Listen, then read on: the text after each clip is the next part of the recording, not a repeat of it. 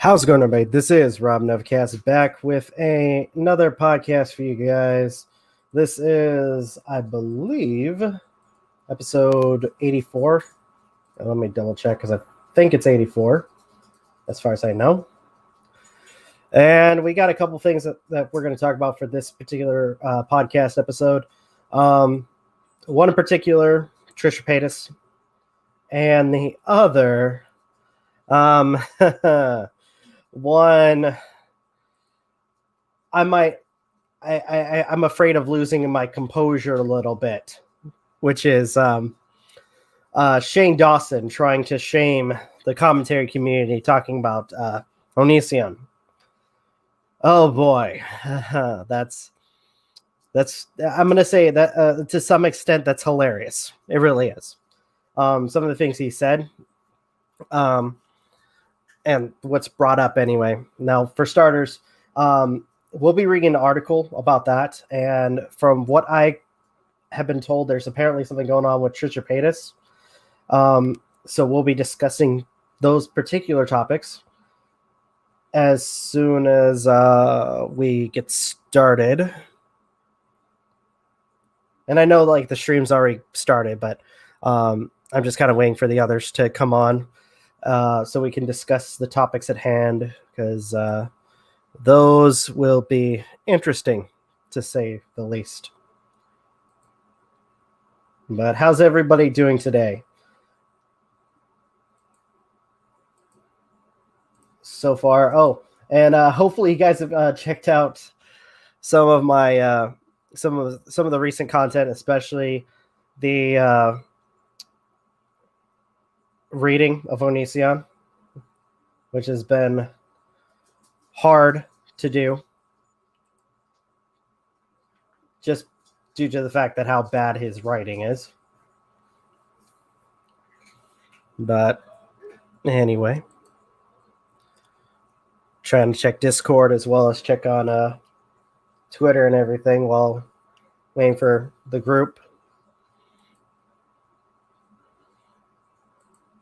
Right now we got 3 people and 2 likes.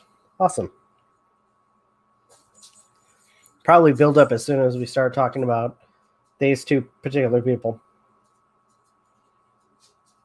If anybody has any questions, let me know, and I will like anything that you guys would want me to talk about while we wait for the others.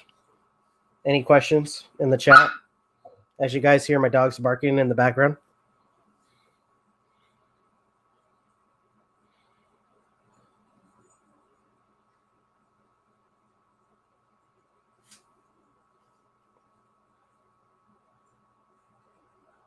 Any as my dogs are still barking.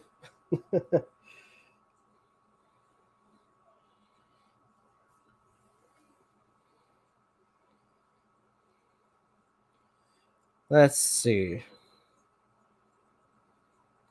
So how's everybody doing this week? Fun week, right?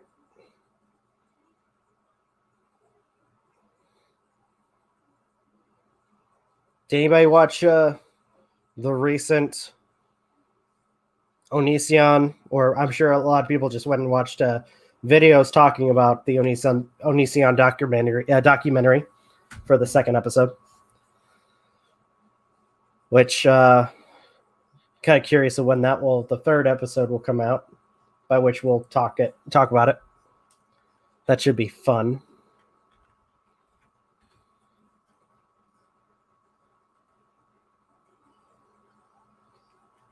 So far, let's see.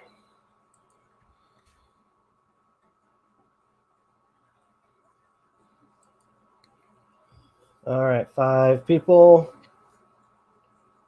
2 likes. All right. Now, if by chance I'm the only one, then I may just kind of focus on the Chris Hansen stuff for this podcast. But we'll see, because I'm just waiting on the group.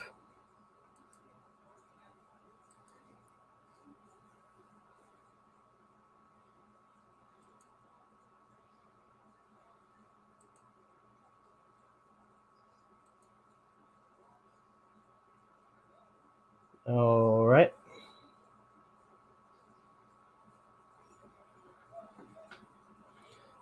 Oh, hey, Magi. How's it going, man?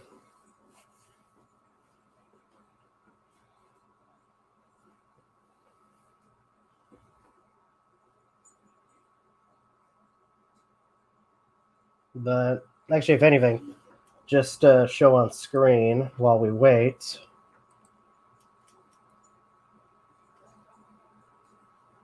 Oh, cool. Just chilling and waking up. All right. I'm going to put on screen application window or Chrome.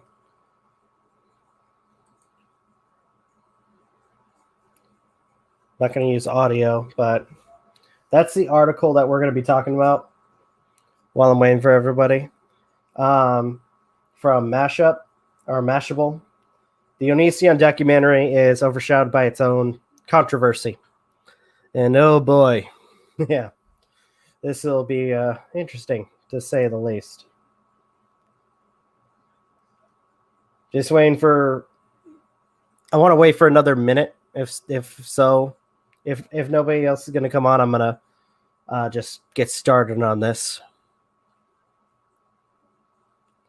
Because I have with a section that MJ sent me, I have quite a bit to say to this to Chris Hansen. And I will say that on stream I may lose my composure a little bit because I'm a little bit ticked. I am a little bit pissed off by some of the things that he said.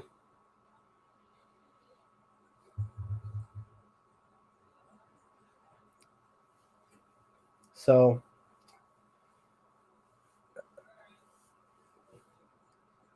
all right. I think I'm just going to go ahead and get started on this.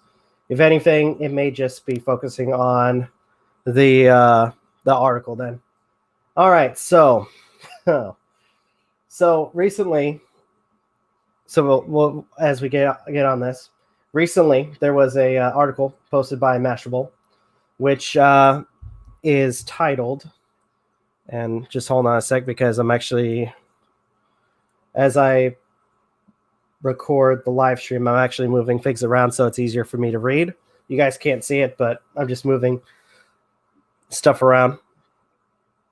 But anyways, that way you guys can hear me a little bit clearer. So, Onision in real life. The Onision documentary is overshadowed by its own controversy. And it reads, a new documentary series investigating Onision, a YouTuber accused of abusive behavior and grooming by multiple women, brings the story to a wider, less online audience. So first off, no, it's on Discovery Plus, and you have to pay $5 to go on just to watch the documentary. So less online is kind of not the best way to put it. Also, not wider, again, because it's closed off to one source of streaming media. So if you're going to write an article, then get it fucking right. But the series premiere was marred by criticism from the very YouTube community that brought the story to mainstream light.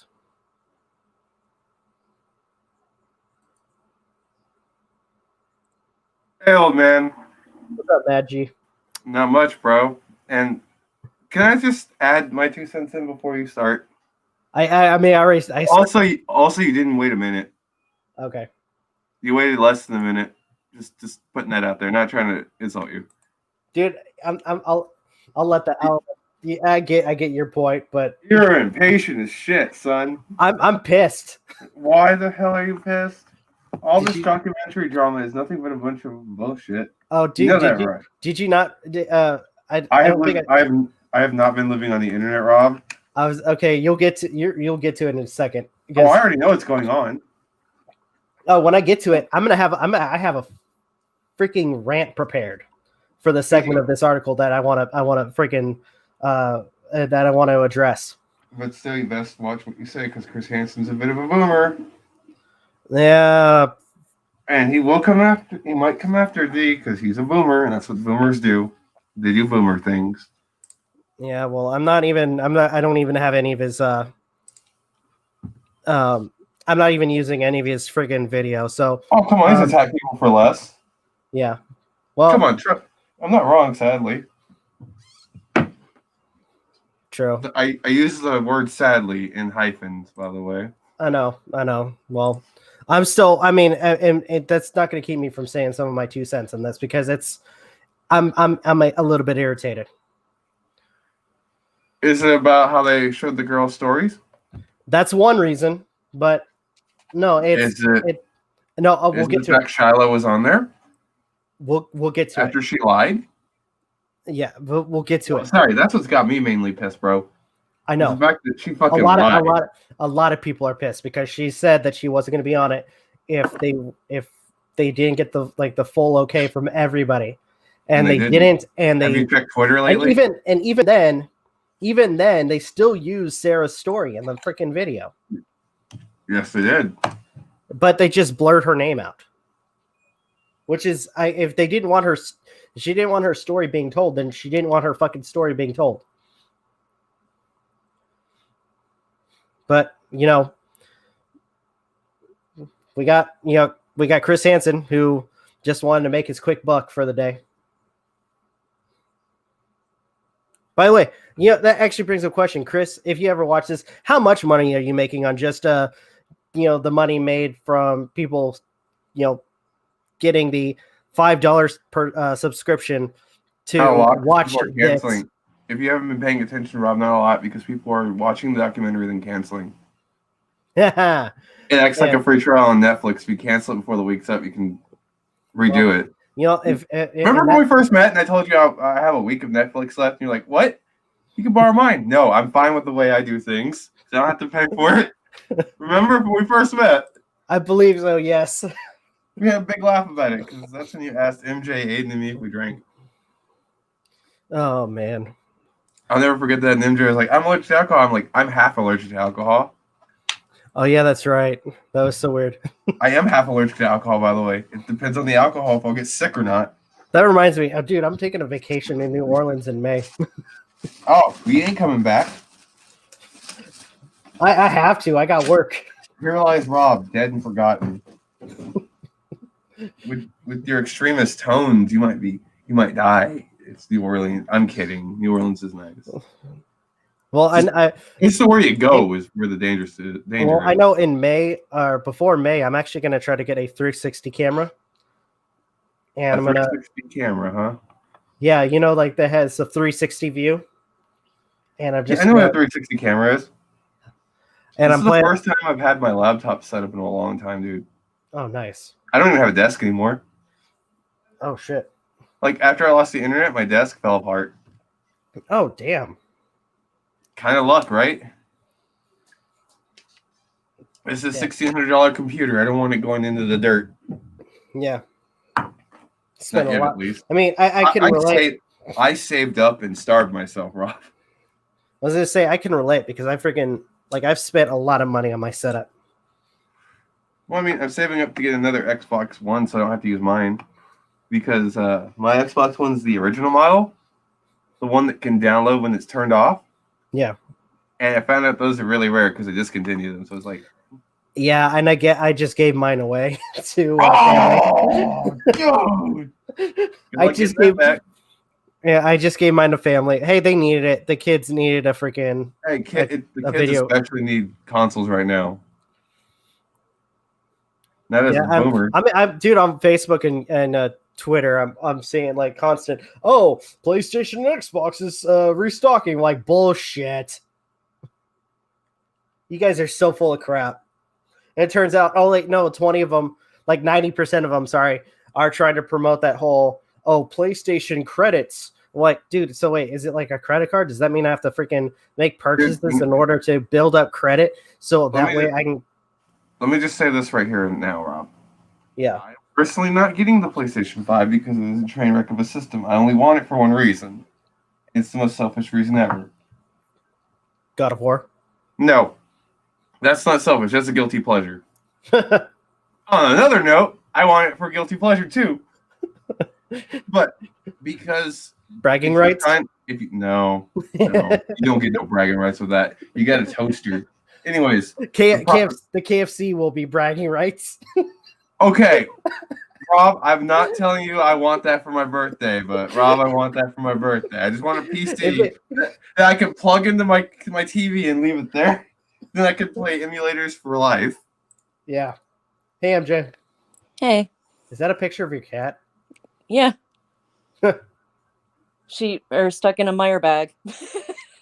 I needed that laugh. Magi caught me as I'm like trying to read the article. Oh. Oh my god. Hey, MJ. Hey, Magi. I'm about to head off here in a little bit, guys. I gotta go get breakfast. All right. Okay. Is that Ash? Yeah. Stuck in a Meyer bag. Why? What did Ash do? I posted this on Discord like a few weeks ago. Well, yeah, but a few weeks ago, like whenever I get groceries delivered, when I set it on the counter in the kitchen, she always jumps up on the counter and starts licking the bags. She doesn't eat it or try to eat it. She just licks it because Rosa. Hey, Rosa. Hey. Stocking and Penny is an amazing anime. I haven't seen it, but I've heard that it's supposed to be good. It's raunchy and stupid humor. If you like Fully Cooley, you'll like Penny and Stocking. I fucking love Fully Cooley. You'll have no problem with Penny and Stocking. I like the entire time. Good. It's like Powerpuff Girls, but raunchy. Very. Especially the Transformers scenes. Oh my god. Yeah, don't worry, you can Rob. pretty much get through the entire season or whatever in a day easily because the episodes aren't that long. It's like watching Aqua Teen Hunger Force. Oh gosh, yeah. They're short as hell, but a lot happens. Oh, real quick, to finish my story real fast, before I forget. But yeah, she likes to lick the bags, and so I'm putting things away, and she just like gets her head in there and gets so like enamored with these fucking bags because I guess what I read or learned about is that a lot of plastic bags are made with like animal fat. Yes. So, or it could be just the texture or like the taste of it that she likes. But I turn around for 1 second, all of a sudden she got herself stuck in the bag like that. And we had to rip the bag open. Or JR had to like rip it open just to get her out. Oh gosh. Asshole Ash strikes again. But that was it. Oh man. Be back. All right. Can you make a phone call real fast? Okay. Okay. Where was I on this article? I am on my phone right now, so I can't see your screen, but I do have the article. Well, actually, if I switch over, I'm going to end up causing myself to pause on my phone, but... All right. I read the first paragraph. Onision in real life is a 3-episode... You're not going to read the whole thing, are you? Doc series. Because that article's fucking... Should I just go to the part where it's just talking about the doc series, some of the controversies? Yeah, I'd rather it'd probably be. Should we just kind of go over like some of the controversies brought up? Yeah. And then I'm gonna go into my rant when I show the thing that Chris Hansen said. Mm-hmm. So basically, some of the controversies was one, as Magi and I were talking about just a little bit ago. Oh, sorry, Rep. Hold on 1 second. Okay. Rosa, I don't use Twitter anymore. I got rid of my social media except for Discord. Rosa, if you have, if you follow me on Twitter, if you want to send me the message, I'll send it to MJ. Thank you. I mean, I haven't deactivated my account. I just haven't been on Twitter or Facebook in months. So sadly, I gotta get going, guys. That's fine. I'll be back. I'll be back if I can. I gotta go get breakfast. Don't worry, man. Later, guys. Take care. Later. Take care. I'll be back. Okay. All right. Aden's here. Just as Magi I was left. just gonna ask, where the hell is he? Sorry. So as Magi and I were talking about, one of the controversies was Shiloh attending the or being part of the documentary, even though she said specifically that she wasn't going to do it unless everybody was to take part. I saw that part because I was watching part of Tommy C's stream earlier today. Tommy C, you talked about this? Briefly, I saw that say... Nicholas Diorio said in the chat of his stream that Shiloh did the documentary a month before all the girls spoke out and said they didn't want to be a part of it. I don't know if that's true or not, but regardless, this whole thing's a clusterfuck anyways. Yeah. Another thing is a lot of people were kind of upset with them kind of for lack of a better word, stroking Chris Hansen's ego, making out like he was the one that started it all. The whole going against Onision, which doesn't make any sense considering they mentioned when everybody loved Onision, but it wasn't until Chris Hansen showed up that he, Onision's likes and everything started to go down. Yeah, okay. Yeah, I gotta ask, Discovery, is there something that you and Chris Hansen are doing in the bedroom that we don't know about? Oh, damn. Oh, God. Not touching that. I gotta ask, because there's no reason that you guys should have been lying about that.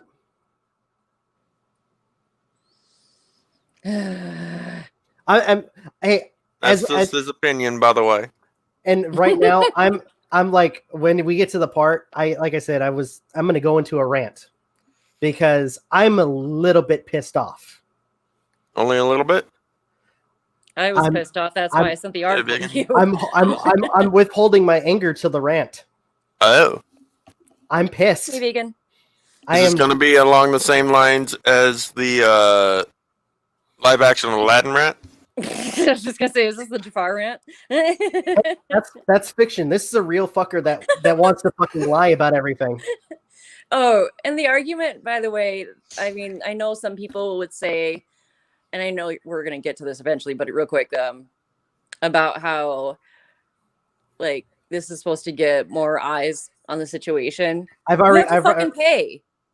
I already addressed that. It's like, yeah, it's like how exactly one, not really much of a wider audience when the only place that it's going to be posted or available is the streaming site for Discovery Plus. Not only that, but you have to pay for it. So the whole idea of it being brought to a wider audience is bullshit. I mean, I know there are people that are watching it without paying, but like, yeah, I haven't seen episode 2. I've certainly heard about it, but I haven't seen it. If I may, here's something that a lot of people can do, and I know people like Chris Hansen and Discovery are going to hate me saying this, but honestly, it's the better way for you to get anything out of those documentaries. Watch it from the commentary community that actually started this shit. They have a better opinion about the documentaries and give it to you straight rather than the fuckheads at Discovery and Chris Hansen. It's all good, vegan. I have Discovery Plus because I didn't cancel my free trial. Like I said, I'm trying to withhold my anger right now. But I appreciate the offer. I'm not doing a good job. I'm not doing a good job right now. But it's not, I mean, it's not even that like YouTubers are jealous or anything like that. Or it's just that if I may, I sure as hell am not jealous. But at the same time, what I respect, especially when it came to this documentary, is the fucking honesty. Is be honest about everything. And clearly, they could not be. Yeah. The only part that I found interesting, I'm basing this on episode 1, was his dad and stepmom. No, I will say that the one thing that I did not expect out of everything was from episode 1 and again, as you pointed out, it was the section with his father, because Greg has mentioned how his father apparently choked him out in the middle of a freaking drive for a trip, which apparently may not have actually been true, and that he was claiming that his father was a sex offender, which more likely, especially when it comes down to, not only that, but the fact that Onision can't tell whether what's truthful or not, may not have been true about his dad. Like, his disdain for his dad and stepmom is like very prevalent, especially like in his books. Like, they make an appearance in each of his books. Speaking of books, I just finished Reaper's Creek. I want to fucking kill myself. That's it for Novakast. Thank you guys for watching. That book was terrible, and I still have 2 more books I need to read. Thank you, my asshole friend from work, who I will not name. Asshole friend. Nikki Chuckles says, agreed, Rob. Agreed, 100. Vegan says the story was that Onision was being a brat and his father got pissed to the point where he choked him, in which Onision kicked him in the face till he was bloody. and by the way, when it came down to like people, like when it came to people, them trying to get people involved, like the commentary community, a lot of them didn't want to go or didn't want to be a part of this. Mm-hmm. Because they felt like something was up. Heck, in some sense, it kind of reminds me of like when the whole Kilroy drama with Base Mama, the fucking hypocrite there that stole all the money and ran off. Also trying to make people sign a freaking 3-year non-compete contract. Gosh, I haven't heard her name in a while. Mm. Yeah, one of the videos rebuttaling her came up on my YouTube. I figured that would be like a good reference, a point of reference for what's going on here. Was that called Kilroy, or I thought it was called something else? Maybe I'm No, it was the Kilroy convention. Or for those who don't remember, Base Mama was an individual who was a hypocrite, a liar, and apparently allegedly had a high IQ. Who tried to make a convention that flopped before the convention happened, had a lot of people subscribed and pay for it, and then took off with the money. Oh wow! By the way, and I call her a hypocrite because this convention was for free speech. Mm-hmm. And even though, like, with all the drama with Joy from Joy Sparkle BS, she was bashing Joy, trying to hinder her own free speech. Now, I'm not going to completely defend Joy, but at the same time, when it comes down to people trying to be honest and be respectful for others' freedom of speech and then doing that, you have no respect in my eyes. I'm sorry. I mean, the concept of an event centered around free speech is, I mean, I guess it's like good as an idea, but poor in execution. I mean, and then supposedly they were trying to get a lot of the people in the commentary community to get involved. I mean, it's kind of like with nowadays, like with Parler. You guys know what Parler is, right? Yeah.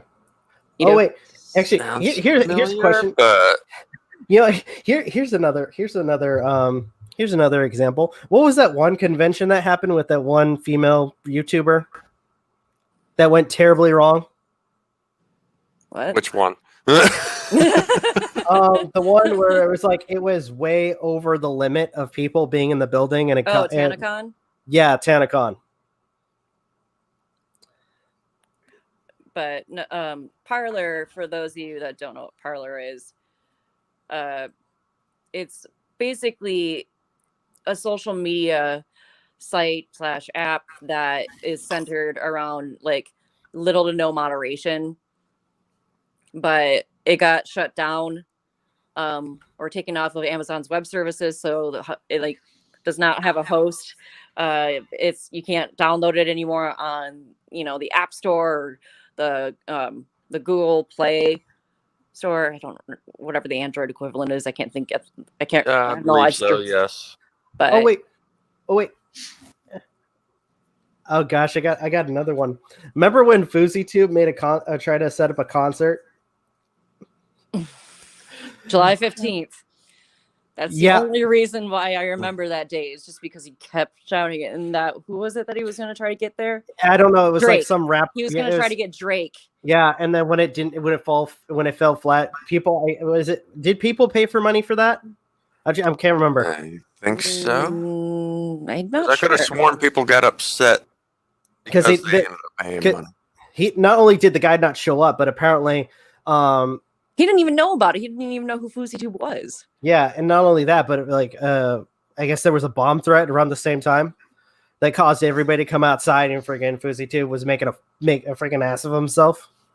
Mm-hmm. Standing on top of a car, and then afterwards claiming mental illness and all that crap. By the way, this is coming from the guy that made fake drama with rice gum. The only reason why I ever first heard about him was because back when I first started teaching, one of my students brought him up because I have this assignment. You guys know about my breaching experiment assignment where I have my students break a social norm on purpose. As long as it's not a law or anything that's illegal, but just to break a basic social norm. And somebody was like, "Oh, have you heard of FouseyTube? He does social experiments." And then I watched him. No, he doesn't. They're fake. They're paid. It's all paid. And it's more of like him trying to convey a message. But I mean, some of them, I get where he was trying to go with it, but it's all fake. Yeah, like him and Joey Salads, especially with the whole Trump car thing with Joey Salads. They're not social experiments when you fucking pay everybody actors to carry it out. There's no testing or anything like that. There's no validity or reliability in that. Money talks in this case. So I had to make sure I made it clear. I have it in my guidelines that it's not anything like that. Just because I've had some students think that, oh, well, I'll just do something that FouseyTube did. Or, I'll do something what Joey Salads did for my experiment, which has happened before. And let's just say they didn't do well in that assignment. Yeah.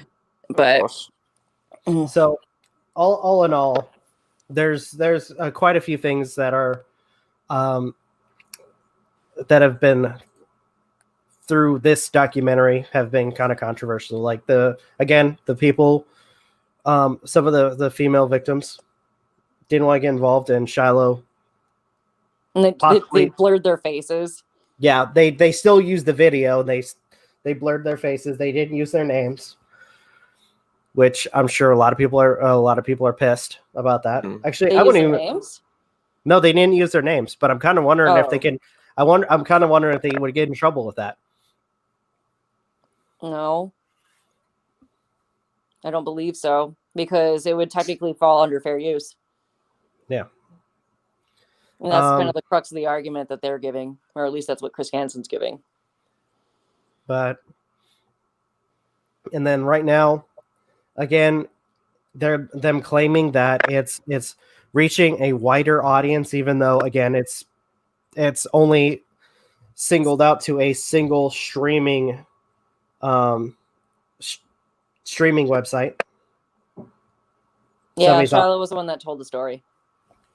Somebody's audio is cutting off. Might be mine. Most likely, because I haven't really Give me a minute. I'm going to go switch to my computer. All right. Anything else I'm thinking about before I get to the main thing? I honestly don't remember what brought up the comparisons or the other stuff. Anyways, I'm gonna wait for. I'm gonna wait for MJ for a second because it's just the entire time. So the entire day, after MJ saw that last night, or showed me that last night, well, what we're gonna show in a second. Basically the entire day, instead of like recording videos or editing videos like I would usually do on the weekend before a podcast, I just freaking played. I just record. I did record some videos, but I record Let's Plays because honestly, I wanted to do something fun till we got to here. Yeah. Understandable. I'm gonna read the comments for a second. The fact that most of the people watching these are people who have followed the drama, which that's going to be the only people. Again, it's not going to a wider audience as Chris Hansen claims it is. It's only left specifically to Discovery Plus. Hey, Vegan. Hey, Vegan. Hey, I changed my name to what Magi called me. The Vegan Man? Yeah. I'll probably change it back probably in the next podcast because I actually do prefer my original name. Oh. By the way, so earlier on I was asking you about that vegan teacher. Yeah, I'll be fair, I don't really know because I used to follow the vegan community oh my god, a long time ago, 3 years ago, though now I don't follow it so closely. And even then, you never really heard of all the other vegan YouTubers or anything like that. Especially she derived from TikTok. Yeah, and TikTok, I don't really use TikTok. I've kind of never really liked TikTok or really was able to get into it. Okay, because just to give you a heads up, because I just did a video on her recently. I saw two notifications. And oh boy, I haven't seen them yet. Sorry. Between calling everyone murderers and then trying to claim she knows everything about religion. I mean, I'm not religious, but at the same time, I'm not going to claim I know everything. It's just a lot to take in. I would say that would make her I'd say she's ignorant to say, because honestly, even though I'm an atheist and I would never. I honestly would say I don't really know very much about religion. If anything, really knowing about religion or anything has very little to do with that. But never mind. I don't even know where I was going with that. But yeah, so I was gonna ask, who is exactly vegan teacher or something like that? So she's a person on TikTok who does a lot of videos trying to promote veganism, but not in the best way. Basically trying to shame people for not being vegan, claiming that anybody who eats meat are murderers, trying to not denounce, but shame people who are religious, claiming that if they don't eat meat, they're going to hell. That's actually one of the things she says repeatedly. Honestly, I don't even see what religion would have to do with that. But yeah, sorry, go on. Because in religion, it doesn't say anything about what. Depending on what religion, it doesn't say anything about Because I know for Christianity, it doesn't say anything about you not if you eat meat. Well, there is for some specific things, at least this one, what I read in the past. Because Nate Talks to You actually did a few videos about it. 10 things the Bible forbids aside from just homosexuality. I believe it's had something to do with eating pigs or something like that, or that would be more the Catholics. What the hell it's called? No, because I know for religion they consider. Bible. I don't remember what it was called though. Well, if I may, because I'm just to kind of show what little I know for religion. For in the Bible, they classified pigs as an animal that is unclean. Yeah. So usually for a lot of sects for religion, like the Christian religion, like Catholic, they don't eat more pork. Jewish thing though. But also, not just Jewish. It's also Seventh-day Adventist. That's the one. They don't eat pork. Yeah, I was just saying it's more so than anything. Well, yeah, it's normally the Jews that definitely seem to follow that, because I have a few Jewish friends who actually well, they don't necessarily follow it, like, 'cause they're aware of it, and most of their, I guess, their other family, I guess, follows that. Well, aside from them. What are you guys talking about? I was asking Vegan if he's heard of that vegan teacher. I didn't hear about her until. You're really quiet. I am. Can you hear me now? It sounds like you're far away from your mic. I'm moving my mic as we speak. Oh. Hold on. I will say there's definitely one thing, like, with effective activism. Like, honestly, I feel like I never really bothered to talk about effective activism because, like, well, I don't know, like, because I feel like it was never really any of my business to really critique any vegan, like, on which way to decide to do so much activism. I mean, I will say, like, I don't necessarily agree with it, but I don't know. Technically, some of the things she's saying, like, murder by proxy. I will say, okay, I can agree with you with Daryl, though. At least, at least try to maybe have debate or discussion or something like that, like, instead of, like, just doing that. I mean, people, like, because other people in the vegan community, like, Ask Yourself, have done that, like, had debate and discussion as opposed to, like, just going, like, I don't know, just yelling or something like that. Like, because that's not really, I mean, in the end, that's not really going to, like, change people's mind. And at least maybe, like, of course, doing things through debate or discussion, in my opinion, would be more effective as opposed to, like, doing that kind of activism. Personally, I never really agreed with of course, like, activism in that way. At least that's just my opinion. Okay, do I sound better?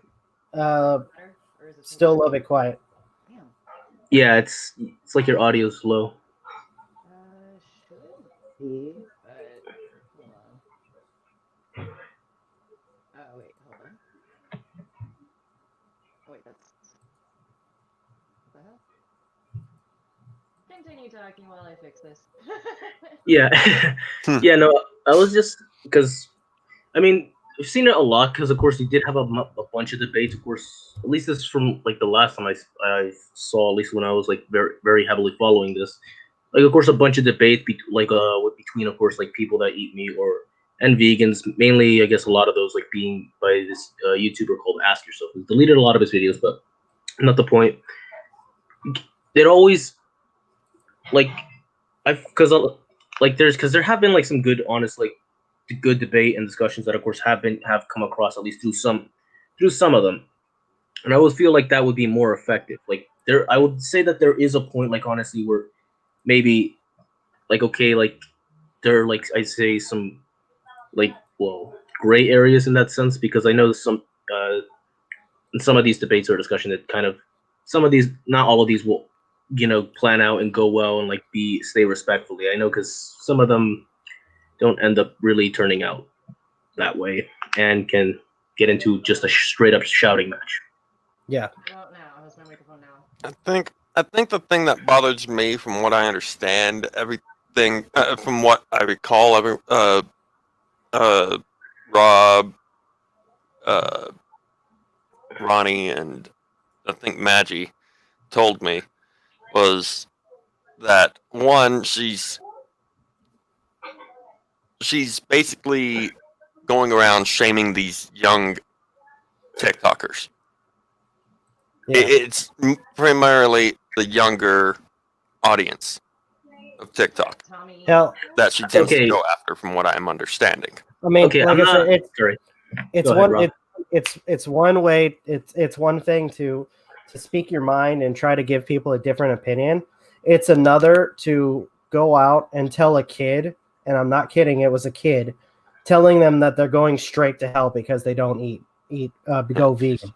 She's using scare tactics. Yeah, okay, that's definitely something I don't agree. That's just, honestly, I say that makes you pretty much not that much better if you're gonna resort to tactics like that. Because honestly, I feel like that's just very low of someone to honestly even fall to, like, use the scare tactics. Because honestly, that's something you shouldn't even do, especially if, like, you're a vegan who, like, honestly believe, again, like, trying to at least be peaceful or something like that. And unfortunately, also going, from what I understand, she's also apparently going after those who have stopped being vegan. because they were getting sick or what have you, similar to you, Rob, or Magi. I'll say one thing. And saying they weren't doing it right. Some of them may not have, but there are plenty of people who have quit being vegan because they were getting sick, even though they were following it to the letter. I do want to say something first, about her shaming just these TikTokers because by the sounds of it, almost sounds just unprovoked. There is a difference between, of course, shaming people who know better with people who honestly just aren't aware or honestly just don't think about the issue in itself or have given it much thought.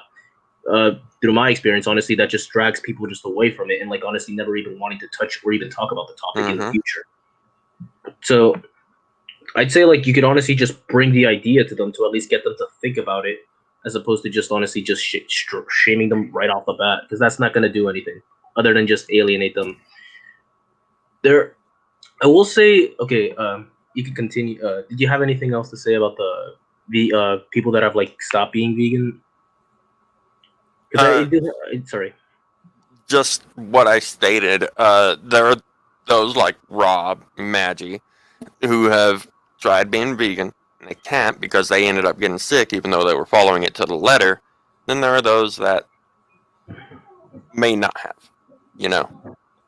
But to just lump everyone into one thing is no, you're just not being vegan right. That's just not cool. Not cool in my book. I think that was the point I made in one of my videos. Is in some cases, for those that were able to get vegan, a vegan diet to work for them, then good for you. Yeah, but there are those people that aren't going to have their bodies aren't made the same way, and unfortunately, they may need different any different amount of let's say vitamin. A particular vitamin they would probably need more of than a person who's vegan. And there may be some foods that they may not even be able to process if they're just going straight a vegan diet. That's something I definitely want to talk about. Well, we're waiting for because we're still waiting for MJ. Okay, because whoa, wait, what? Your audio still sound. I honestly wasn't able to hear that very well. Yeah, I don't know what's going on. Okay. I find it earlier today. Are you near your microphone? It sounds like it's picking up your computer's webcam mic instead of your mic. Yeah, actually check your settings and see if it's if it's connected. Actually, no, wait. Or you don't use Bluetooth, do you? I'm using a Bluetooth headset right now. Oh, okay, all right. Yeah, check your audio settings because it should say if it's connected. My volume beta, but I don't know if that's going to change anything. Oh, okay. Well, I have it all the way turned up, but I was on Streamlabs trying to do test recordings to hear myself play back, but ever since this capture card I got, it's been fucking with my audio. Dang. And it's the same one that you have, Rob, or the old one that you had. Because it also doesn't allow my computer to boot at all. It takes 2 minutes for it to boot Windows. That's weird. The capture card is plugged in. But if I have it unplugged and then plug it in once I'm in Windows, the boot up's only 10 seconds. But you guys keep talking. I'm gonna try to figure this out. All right. Okay. Well, real quick. Is the mic on the headset? Is it a little hole on the headset itself, or is it one of those mics? Yeah, it is. But I'm trying to see. There you go. That was a little bit better. Hold on. Yeah, your audio is definitely better. I can hear you. Wait, what? Yeah, we can hear you just fine, no. Yep. Really? Yeah. I am talking through my headset, but... Oh. Hold on. Let me move my headset away. Can you still hear me, Rob? Barely. Just barely. No. I have my headphones, I'm holding it like a mic.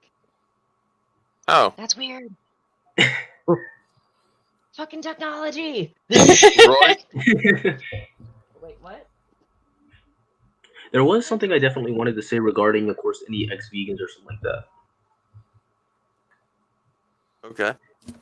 Okay. I would say, at least because from what I've seen, of course, there's like definitely a lot of studies. Like I know you have the American Dietetics Association, which has like of course claimed that veganism is suitable for all stages of life. And as far as I'm concerned, there's no vitamin that like one cannot get, like of course, from a vegan diet. Maybe of course B12 and vitamin D, but normally you just supplement those. And if there's because I've seen this a lot with a lot of ex-vegans. Now, of course, I will say, because there's some people that do the research and there's some that don't. Like I would say, like, honestly, I do advise for some people to at least like know at least some of the things, like if maybe they're lacking, if there's any, because from a lot of the things, from a lot of the people that quit going vegan, some of them don't get blood tests, and the one that do, like it says that they're deficient in certain things. Like I know one was deficient in iron, which they could easily, like I would say there you could just like get like something like of course from spinach or something like that. Eat a lot of that, or find some other food. Like honestly, because and also like you can't just say that someone's like wired biologically different, like because otherwise then like true though. I mean, we have different. We do have. Well, it's good. We do have different portion sizes, unless you're saying you're going to need some other unspecified nutrient or something like that, which of course would need like evidence or something, like to kind of prove that you need something else. That's not what I mean. I mean like their bodies can't handle certain supplements, or end up needing more supplements than what is required. I mean, and to the point that it'll make them sick if they were to to take the amount needed. I mean, that goes over. If I could show this on my camera, yeah, didn't comb my hair. I have about 1,000 micrograms of B12 that I have, and also 5,000 IUs of vitamin D. Now, as far as I'm concerned, about 1,000 micrograms of B12 should at least be good for about a week. Like supplementing weekly, at least that's how I do so with B12. And if not, there's of course also just fortified foods, because a lot of things like soy milk are fortified with B12 and vitamin D. And I'd say the only way someone would even be able to get sick, I could be wrong, because there might be of course some more things, as I'm not very brushed up on this as like I used to be. Because a lot of I feel like the only way you could fail is if you of course don't like check if you're deficient in something specific, which you haven't like kind of what your diet is lacking in. And that's definitely an issue that there could be for some people, like because I know some people of course like might not know how to get things like omega-3 fatty acids, like which like I know that's if anything I've also heard that like used like a lot in order as a reason like that some people can't go vegan, when there's plenty of things in plants that like have it, like chia seeds, flax seeds, pumpkin seeds. Point being, there's like, at least in my opinion, and you guys can disagree, there's no specific vitamin or mineral nutrient that you can't get from plants, or at least being on a vegan diet. And I feel like, and I'll say, if someone's definitely like struggling, if there's something like of course going on, then like you should at least check to see, like at least try to get some blood work done to see if there's anything missing. Because I'd say it's definitely possible for someone in the developed world to like go to stay on a vegan diet. I'm not also a fan of using anecdotes or anything like that, which is why I don't like using like specific people anecdotes or anything like that. And I definitely can see why ex-vegans are like strongly disliked, because I mean there's a certain amount of responsibility that comes with, of course, like doing your own research and just not really putting in the work to try to see maybe what's going on if you're going to stick to a diet. Of course. Like, because I mean, like if you're feeling bad, but then just if you're like definitely like having some issues like physically, but you don't decide to do any blood work or anything, or like try to see if there's any solution that you can try to have in order to then solve this, then I mean at that point that's kind of like the responsibility is on you. There's no kind of falling. There's like no way out of that. Well, I mean, like I said previously, there are those that did things to the letter, did their research, all that stuff. They still got sick. I mean, I definitely would be interested in hearing some cases, as if as I'll admit, if there's definitely some people that like can't go vegan, because I see with a lot of ex-vegans, it's mostly that they don't really do blood work and they kind of end up just following a lot of. Right, I know this is gonna sound disrespectful, but stupid shit. Like I know this one ex-vegan Timothy Sheaf who ended up going back to eating meat was pretty much went to go as far as drinking other people's urine. Huh.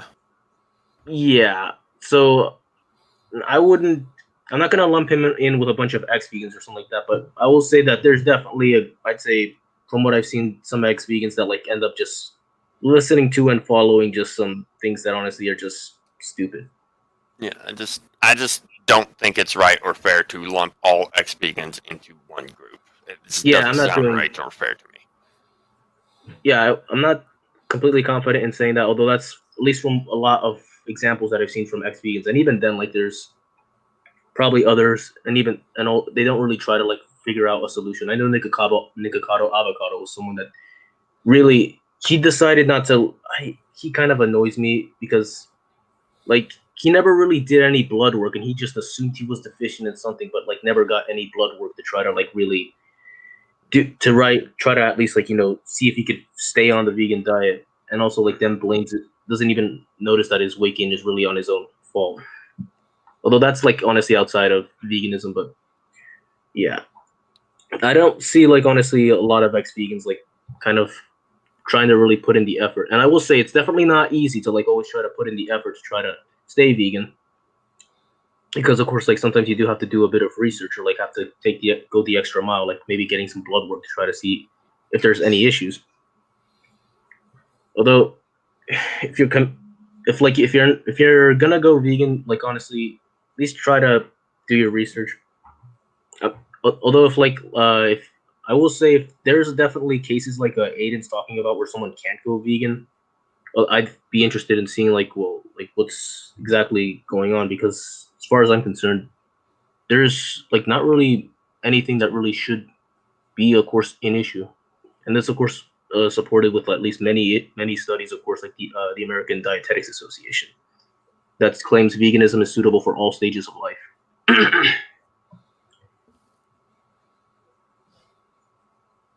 You guys got something maybe you want to chip in? Not that I can think of. Can you hear me now? Yes. I don't know why it's my capture card that fucks up my audio. That's really weird because I rarely had any issues with mine. I don't know why. Like it works fine. Like if I plug it in, like when Windows is already booted, but like if I have to restart my computer or shut it down, I have to unplug it just so I can be able to boot it up properly. I don't know why it's acting that way, but I mean, aside from those issues, it works great. That's really weird. That's how I've been playing on my Switch through my computer, but yeah, I don't know. And for some reason, like with the programs, because I have the basic programs for it, so like game capture, 4K capture, sound capture. Because I asked you before, like when I was like setting it up, that for some reason I couldn't hear the audio in the game at all unless I had both game capture and 4K capture open. If it was just one of them, it doesn't play. And it, for some reason, in my settings, it'll automatically switch to sound capture as my input. Elgato sound capture, which is not what I want to use. I'd rather use my headset. But yeah, but I fixed it. I had to keep recording myself going test 1 2, test 1 2, playing it back just to see if I could hear myself. But hi. Nicely done.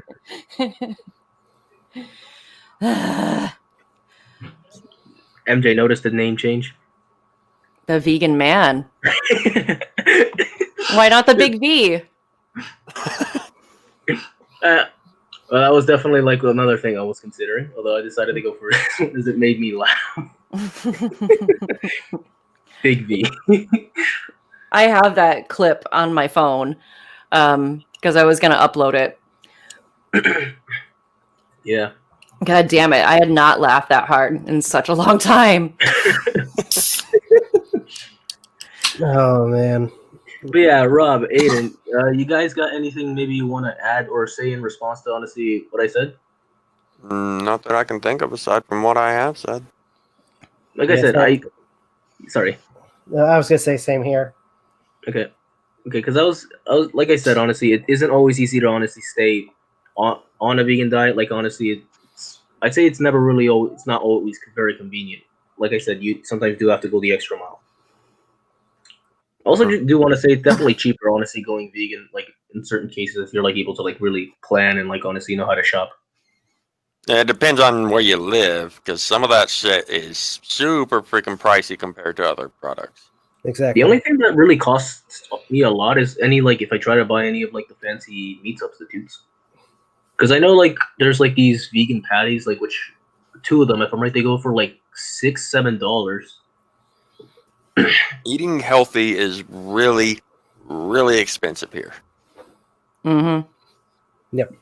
Rice is typically cheap. If I'm right, it's like 80 cents per pound. So, and also like you could go. There's like 20 pounds on like of rice and stuff like that, which will last you for quite a long time.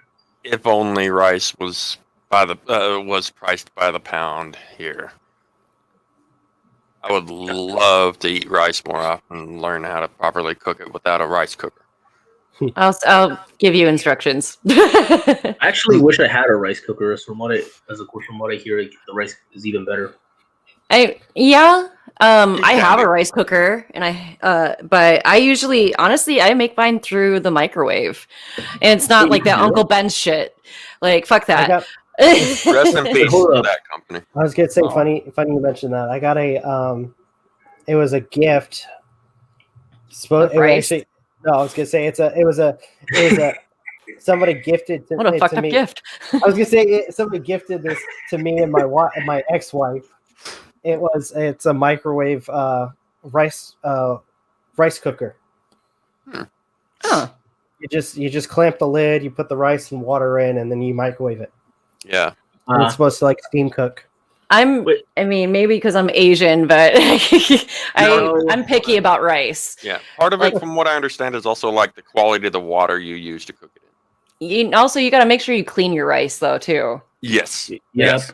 Because a lot of people don't do that. Or, I mean, you can buy pre-washed rice, but like basically, if you want to cook it in the microwave or use a rice cooker, make sure that you are like rinsing it out a few times, because you want to get rid of all that like outer coating, like starch basically out of it. And so you keep doing it until the water runs clear.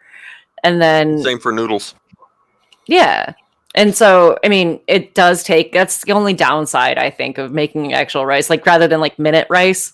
Rice goes, I mean, it can last a while. Like I have a tiny bit left from an 80-pound bag that I've had since when my mom was alive. Let's just put it that way. You can get 80-pound bags there. Mm-hmm. Yeah. Jesus. Well, or I mean, it was my uncle who gave it to us, but yeah, you can. Okay, because the most I see here is like only 20 pounds, at least here in New Jersey. Oh, it's a giant bag. Yeah, I bet. I have no fun or joy in trying to pick it up. But now it's just a little tiny cup, so now I feel strong. Oh my! By the way, wait, hold up. How do you cook rice in a microwave? As I normally just use it like I use a pot or something like that to cook the rice in. What I do, and I'll be honest with you, like, I watched a YouTube video a long time ago, like back when like YouTube was new. There was like a makeup artist that did a rice tutorial, just because I wanted to see how like people did it in the microwave. Because my mom used to, but I never paid attention. But basically, so depending on how much you want, like usually if I make rice for myself, so I'd have like a cup of rice, like a little measure, like a cup of rice, and then you do 1.5 times that with water. So if you have 1 cup of rice, you would have 1.5 cups of water. Wash it. Sorry. So you wash, rinse, repeat, whatever, and then in the microwave you put it on 50% power for or no, we put it on full power for 5 minutes and then 50% power for 9 minutes. And it's awesome. It's a lot of work, but it's awesome. I mean, fuck minute rice. Yeah, I was gonna say I don't. Okay, I guess I'm gonna stick to like making rice in a pot or in a rice cooker. Yeah, I mean, if you have a rice cooker, then that's the easier option. But me, I just don't feel like plugging my rice cooker in, to be honest. So I just even though it's more work to do it that way. Yeah. So I have no excuse. But yeah, if you don't have a rice cooker, that's one way you can make rice. People always say Asians eat a lot of rice. They never heard of course Hispanics eating rice as well. I mean, considering that a lot of Asians were rice farmers. I have a rice picking hat in the other room of my house, but it's called Nola, but we almost eat rice in almost every meal. At least almost any meal that of course is, I will say, dry meal. Because at least according to my mom, we also have soup occasionally as well. Like sometimes rice and soup as well. I used to hate it growing up, like. But looking back, like I understand why. My mom like always made rice for us pretty much every night, every day for years. As a way to save money, and two, it was like as a kid, I'm like, oh, guess what we're having? Rice again. But nowadays, I could eat rice every day. Oh yeah, I fucking love it. Yeah, I pretty much could do that almost every day as well. But like certain to-go rice, like if you're getting it from a restaurant or whatever, like some rice doesn't like hold well if you leave it in the fridge, like it gets all hard. Oh yeah, definitely. Yeah, just add a little bit of water in it and then heat it up that way, and then it gets soft again. But that would have been nice to know when I was like dorming over in my first year of high school. Because I sometimes would, because what I would do is meal prep, of course, in order so that way at least I don't have to cook like anything and just take a Tupperware full with rice, beans, lentils, or whatever. Take it to school and like honestly already microwaved and then just like eat that. Although the rice would get hard and that would always annoy me somewhat. But I just live with it. I didn't know like you could just add some water for that. Mm-hmm. I really wish I knew that. Yeah, just like don't put too much water in, just enough to like coat it. Otherwise, you're just gonna have soggy rice. But I've been just so I could be a part of this conversation. No, I hate because I know we gotta get onto the Chris Hansen thing and then. Oh yeah, shit. Sorry, but I'm gonna say is earlier I had some fried rice. Yeah. I have fried. Well, I don't have. Oh no, I'm gonna say I hate the stereotype where it's like all Asians like rice. It's like saying all German people like freaking pretzels and sausage. Why would we go with pretzels? That's an obscure reference. I don't think of Germans and pretzels. I think if I remember correctly, pretzels come from Germany. All right, I'm back. Or saying more Russians like their vodka. At least hold on, because hold on, I'm just gonna hold on. Hey Google, where do pretzels come from? Pretzel's origin is Germany. Hey Google, fuck yes. what's my address? Actually, it can't hear you because I'm wearing my headphones. Yeah. I was hoping. So I remember that because as a kid they had me do a thing. One of my teachers had me do a country-based project, and one of mine was Germany, and nobody wanted Germany. No, I was a young kid and I didn't know why. And after researching, I'm like, oh, now I know why.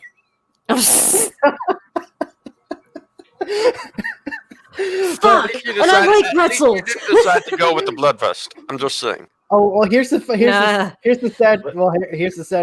sad fact. I find out that I'm also German. Not only that, but that's also not sad.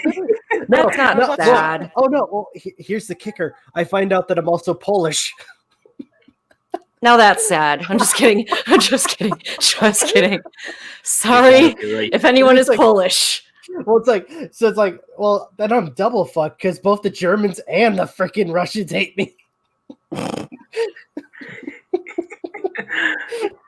Oh my word! And I'm German. Be proud of your race, Rob. Nationality. Or racist. Okay, yeah, never mind. Yeah, nationality. Yeah, because you have those people that would want me to be ashamed for who I am. Yeah, like, don't feel bad that you're German. Every country's got their own bad history. Yeah. I mean, Americans weren't much better. I mean, think of eugenics, for one. But yeah, I moved my little Google Nest thing in here. All I'm going to say about that comment is every country has their own skeletons in the closet. Yeah. Yep. Not just the U.S., just the Germans, and not just the Russians. Everybody. Honduras and El Salvador. Everybody has their skeletons. Nobody's fucking perfect. Did I just hear that correctly, Vegan? Did I hear you say El Salvador? Mm-hmm. Honduras okay, and I just wanted to make sure I heard that correct. Yeah, basically because you had the Hondurans people like basically just being cruel to the El Salvadorian people, and that tension caused the war from I think it was like in the 1970s. I think it was. Like apparently it had to start with a soccer or something like that. I don't remember very much. What? It's called, honestly, if I'm right, that war only lasted like 100 hours. I believe it's. But you said it started over a sock? No, soccer. Oh, I thought you said a sock. I'm like, damn. Over a sock. Yeah. Speaking of socks. I was going to say football, except football, of course, in the U.S. takes different meaning from what it means in the rest of the world. Oh, yeah. We know what football is, though, so. Yeah. Hey, Rob, do you have your socks? I haven't actually seen them in person since Yes, I have them. And no, it wasn't a joke gift. Again, I know that. Because you sound I listened to the podcast and you sound kind of bummed. You're like, yeah, I think she may have gave me a joke gift. And he's like, no, she didn't. Magi's the one that got it this year. You're like, oh. Then you go, oh, at least it's a gift I like this time. I'm like, damn. Well, here's the thing. It's like, it's stuff that was actually really cool, and in a sense, it is a kind of inside. It is a joke gift, but not in a way that you'd hate it. But I did have to customize it a little bit. As I said before, I don't hate the gifts. Mm-hmm. I hate the characters. I'm fucking with you. I'm fucking with you. But yeah, it took longer because I had to they allow you to customize it. Oh, really? Or at least the color of it. I could have done more to it, but it would have not gotten to you as quickly as it did. So the only thing I did was the color. So I chose blue because of Novakast. Yeah. But yeah. All right. Hopefully they fit too, by the way, because they weren't one size fits all. I got you, or they labeled as size or small, medium, large, extra large, and basically I ordered for you what I would order for myself, just because I like to wear socks that are a little bit looser. I don't know, for some reason, crew socks, they like to pinch my legs. Not that I have fat legs or anything, or I'm not insinuating anything. It's just that socks suck sometimes. Yeah. Are they Christmas socks or something like that? Are they Christmas socks or something like that? No, I got Rob Segura Sanchiro socks. Ah, okay. Well, hence why I said it's like an inside joke. Well, because I just typed in Segura Sanchiro figures or just merch or whatever related to it, and I couldn't find much. So when I happened to see the socks, I was like, oh fuck yes. But they were really good. Thank you. You're welcome. All right, let's get on to this freaking Chris Hansen thing. Now that we actually had a good conversation. Now we have to get back to the shit that pisses me off. Okay, I gotta go to screen share. So again, we were talking about the controversies, and Chris Hansen kind of making it out as if he was the one. Again, documentary, Discovery Plus, stroking Chris's ego. I'm sure a lot more than that, but it's the way it looks through the documentary. That's what I see. I mean, and it is going to have backlash on certain people, not just like Chris Hansen. Like, for example, Edwin's Generation or Edwin Costa, he's in the documentary. And he, you know, made it clear before the first episode even aired. He's like, well, I vetted them, you know, so they said that they're going to include my criticisms of Chris. But I have to agree with Jacqueline Glenn in her video. It was like, how did you vet them? Do they just tell you like, oh yeah, we're going to leave this out? Did you get it in writing? Because that's not, if not, then that's not really vetting them. They can do whatever they want. Mm-hmm. And I know Edwin's intentions were good. Like, he wanted to be, like, he kind of wanted to speak as a voice. I kind of feel like he didn't know exactly what he was going into. Yeah. So, I mean, no hate on Edwin or anything. I'm not. I'm blaming Chris and friggin' Discovery Plus. But there are people that are going to look at that and be like, "Oh, well, Edwin's a traitor," because you know they like what we need right now is people taking sides and I'm just gonna admonishing people. Oh, and honestly, what Chris says, it doesn't help the situation either. Mm-hmm.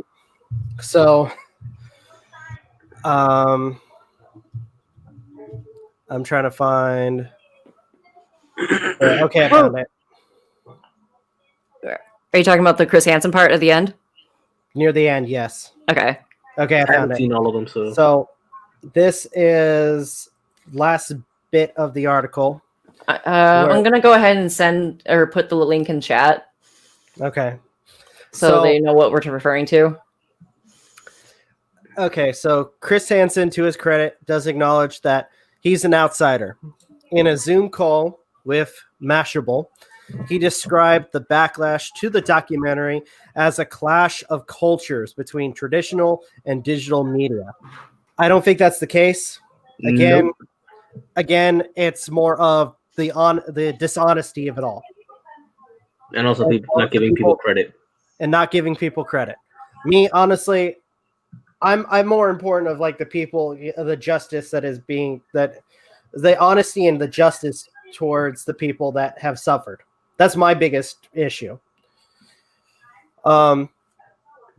It's the survivor's right, Hansen says, to not have to rehash their traumatic experiences by appearing in the documentary.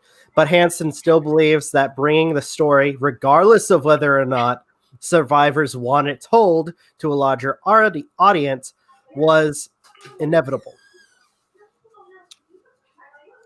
That and also because it's not like Chris Hansen even asked about this. Like honestly, it's like as if like of course they knew or anything. He kind of just did this all under everybody's noses. Like nobody knew. He did regardless of whether or not they wanted it told.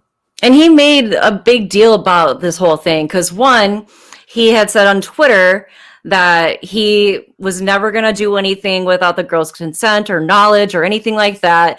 And then he was even criticizing people being like, oh, I didn't sell the Onision story. Similar to how like Shyle said, oh, I was not a part of this documentary. But it turns out that was all false. Like Chris Hansen apparently did not give a shit about. He was basically, and to quote Angry Joe, usually with a lot of his videos, fuck you, give me money. That's basically what Chris Hansen was like. Like he even sat on his like fucking balcony and was like, you know, I would never do anything to harm them. But to spin it like he's giving YouTubers a bad name just because of people who are critical of him. Oh, we're gonna get to that in a second. Wait, by the way, I wanna add another reference to another YouTuber that I like. If you guys remember the Spoonie bullshit. Mm-hmm. No. You stretch it out so long. StreamYard can't let me use clips, so I can't do it. So I had to do it my own way. So, better. I just have to say, neither him nor the story are Thanos, so you can't say that this is inevitable. That it was inevitable. Yeah. No. Sorry, I had to. Yeah, I mean, nobody was expecting for Chris Hansen to just sell over the rights to Discovery, or even selling the rights as if he. I think he was being sneaky there, because I mean, he didn't sell the rights per se, unless if he's speaking like legally. Yeah, like he's pitching the story concept or the documentary concept, but like selling the rights, like he doesn't have the rights to Onision, which or the girls. But so I think he was trying to be like in legal speak, try to get out of that, which I still think is really scummy. Which if he tries to do that, good luck. I mean, to kind of give you a reference of somebody trying to do that would be the Phayn Bros, where they try to copyright the word reaction so that nobody can do reaction videos on their own, and they would try to shut down channels for being reactionary, which that didn't work out so well for them, which I heard apparently they're in some more controversy recently. Wait, what? Oh. Phayn Bros. Apparently one cool. of them either, I think it was like something with blackface or something. I can't remember. Jesus. So they tried to monopolize reaction channels. Yeah. And it didn't work out. So Yep. Chris Hansen's kind of doing the same thing. So anybody who would use the term react, like in their titles or anything like that, would have been subject to flag. Yep, I know. But anyways, continuing. There's been no justice, so why not do this? Why not pursue it to the next level? That was a quote, I'm assuming, from Hansen. He botched the fucking investigation, or moreover, like the whole, like him and Vincent Nicotra kind of botched it. It's funny he says that. I'm sorry, Chris. Weren't you the one that was continuously claiming that, oh, the FBI is getting involved? Oh, the FBI, and they're soon to have a case on Greg. Oh, the FBI is going to arrest Greg Onision. Were you continuously trying to push the issue that there was some investigation going on? Probably as a means to try and get investigation discovery. Be like, okay, yeah, sure. And ultimately, when it comes down to, by the way, just so you know, Greg or Chris Hansen, you made it seem less credible by doing shit like that. Yeah. Mm-hmm. I do want to hear his side, but I just feel like that people are just going to be lied to. Mm. Like, I'm trying to be objective as I can about it. I mean, it's not about jealousy or like, claiming credit. It's about we're gonna respect. Oh, I'm so mad. We're gonna get that in a second. We're gonna get this is my favorite part. Hold up. Nikki said in the chat, Chris was already filming for this when he went to Onision's house. Yeah. Oh. Yeah, he filmed him going to Onision's. Mm-hmm. Yeah, like. So it was already in the works before anybody was even made aware of it. Yeah. So it wasn't. So I'm gonna just say it as it is. It wasn't so that way if there was justice for the victims. It was so that you, Chris Hansen, could make a quick buck out of it. Hopefully, that quick change that you received from Disney Plus was worth it. You soulless fuck. Wait, Disney Plus? What? Or Discovery Plus. Discovery Plus. Discovery Plus, so I can correct myself. You soulless fuck. There we go. I'm sorry, I'm pissed. I'm pissed too. I mean, I don't hate Chris Hansen. I don't really hate anyone, but for him. I've lost respect for him and his credibility as an investigative reporter / journalist / whatever. Yeah.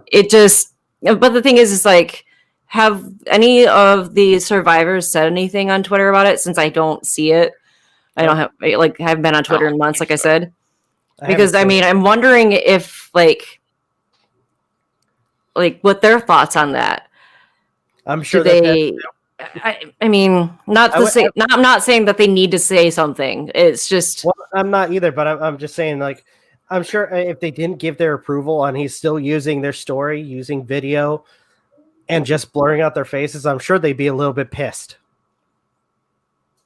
In the second episode, so was it Shiloh the entire time talking about their stories? Also, Adrian. They were talking about. No, Adrian wasn't in the video. Oh, they talk about her. They use quotes from her email. So she wasn't in it. But Chris didn't share their story, did they? It was purely Shiloh sharing it. I would say Chris had a hand in it. It was Shiloh sharing the story. And again, I'm trying to play devil's advocate for a second. I'm trying to see whether like they figured that Shiloh should be the one to say it or to share the story because she herself, went through hell with Greg, rather than having like Chris Hansen share the story because maybe they would think that it caused more backlash that way.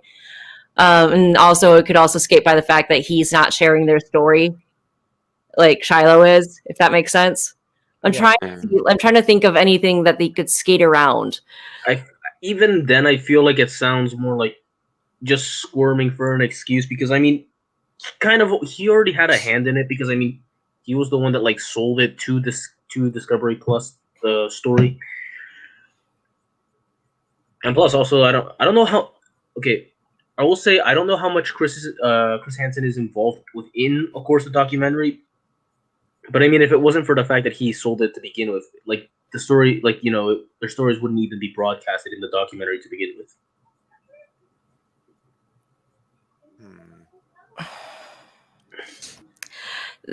Overall, they all needed to do better.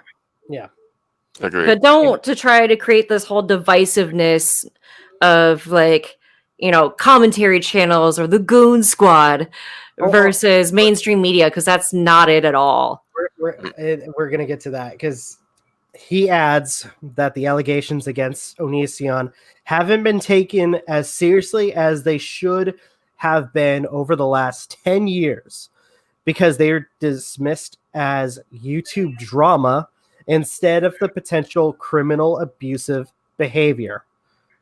Bullshit. Bull.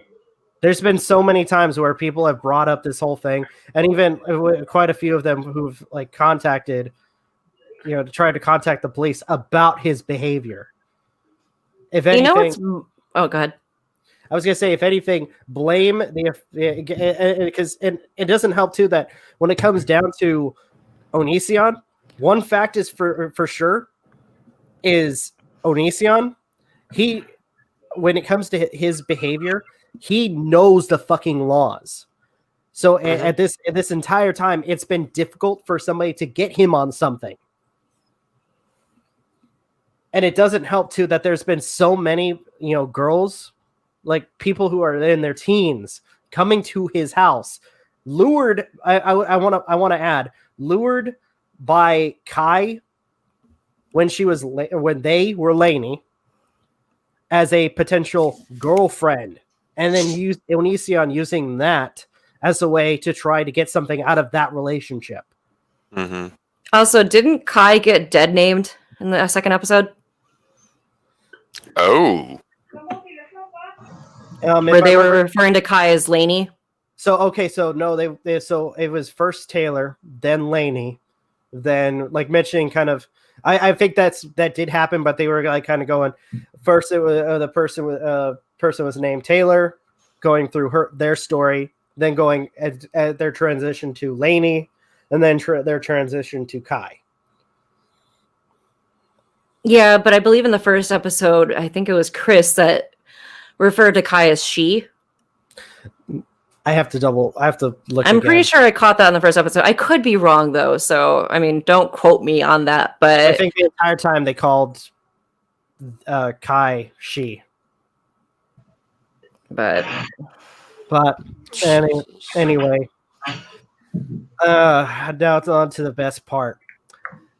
He also blamed YouTubers for keeping Onision relevant by continuing to take his bait and making more content about him, and pointed out that their criticisms seems hollow, as many still post monetized videos about the Onision case. Okay. What about the fucking super chats that he would get during his streams?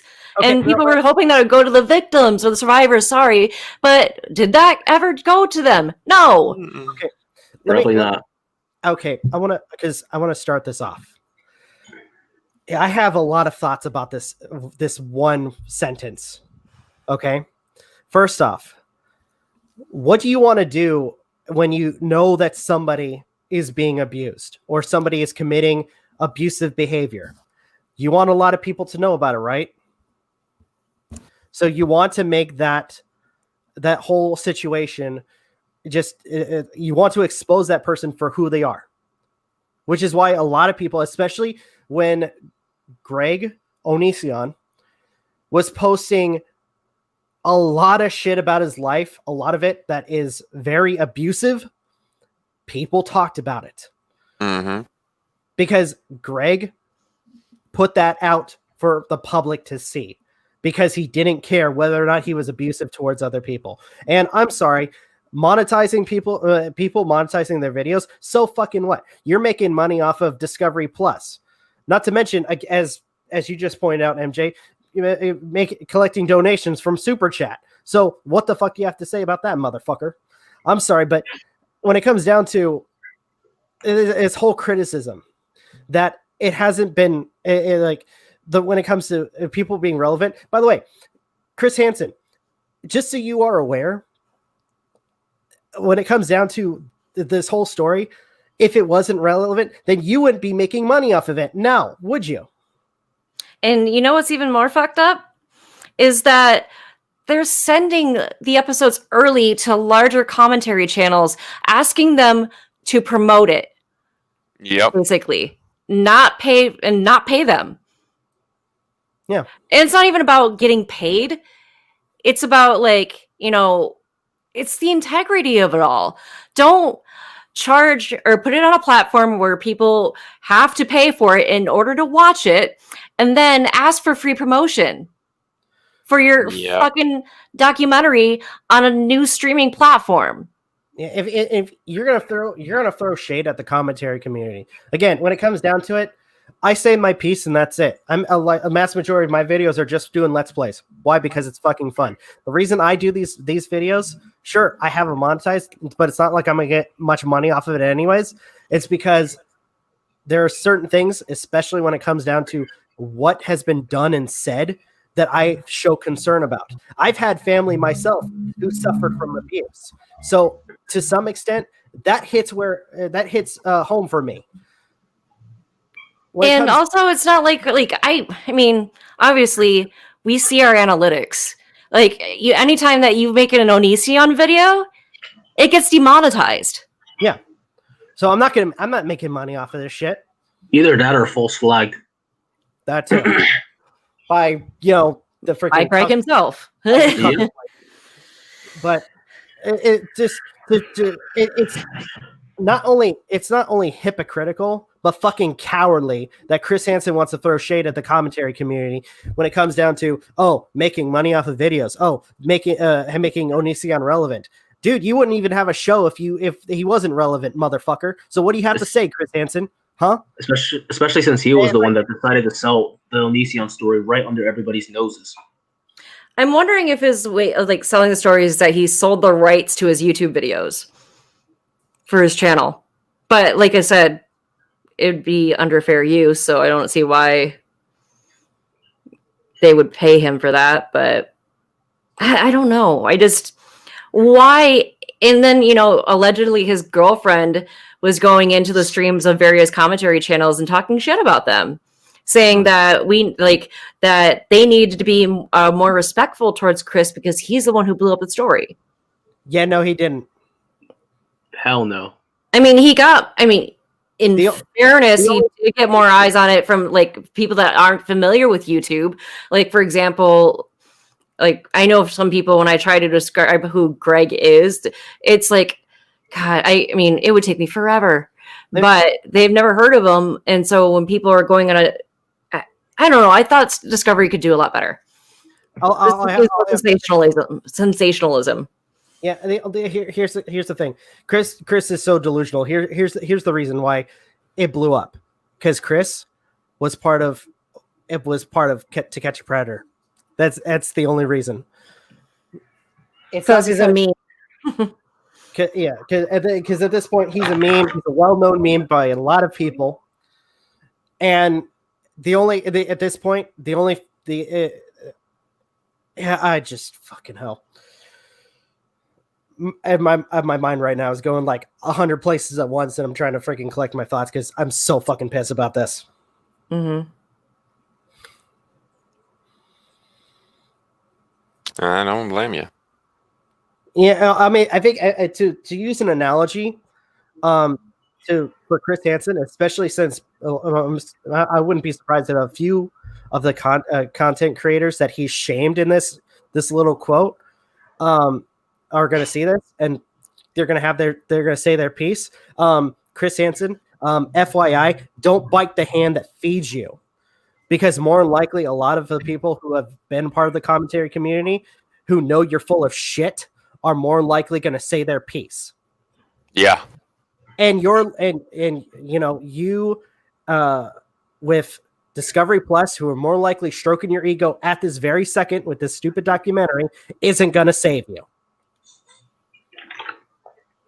Like, it's one thing if they brought something completely novel, like I said, the whole thing with bringing in Greg's dad and stepmom in, but other than that, based on, I mean, like I said, I've only seen episode 1. I've heard about episode 2, but it's not even getting all the facts straight either. And it's just frustrating. And then, what did it say in that article that YouTubers are trying to garner clicks and views for money? Like, what the fuck are you doing? Like, because the thing is that YouTubers, we provide content for free. We don't charge $6.99, to watch our videos. It's one thing, like, if it's, we don't charge. We do it for free, so I don't get it, and how that it's going to reach a wider audience because most people don't know of them. Yeah, and it's not going to, at this point, since it's only limited to one streaming service, it's not going to reach a wider audience. It's like I mentioned really in like a few of the chats that the only people that are probably most people that are watching this are people that are familiar with it. Yeah, that have been following the Onision drama or whatever I guess you could call it for basically, I guess, for a long time or for a good amount of time.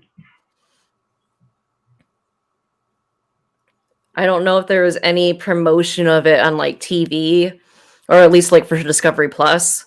Nikki wrote, "Preach it." Mm-hmm.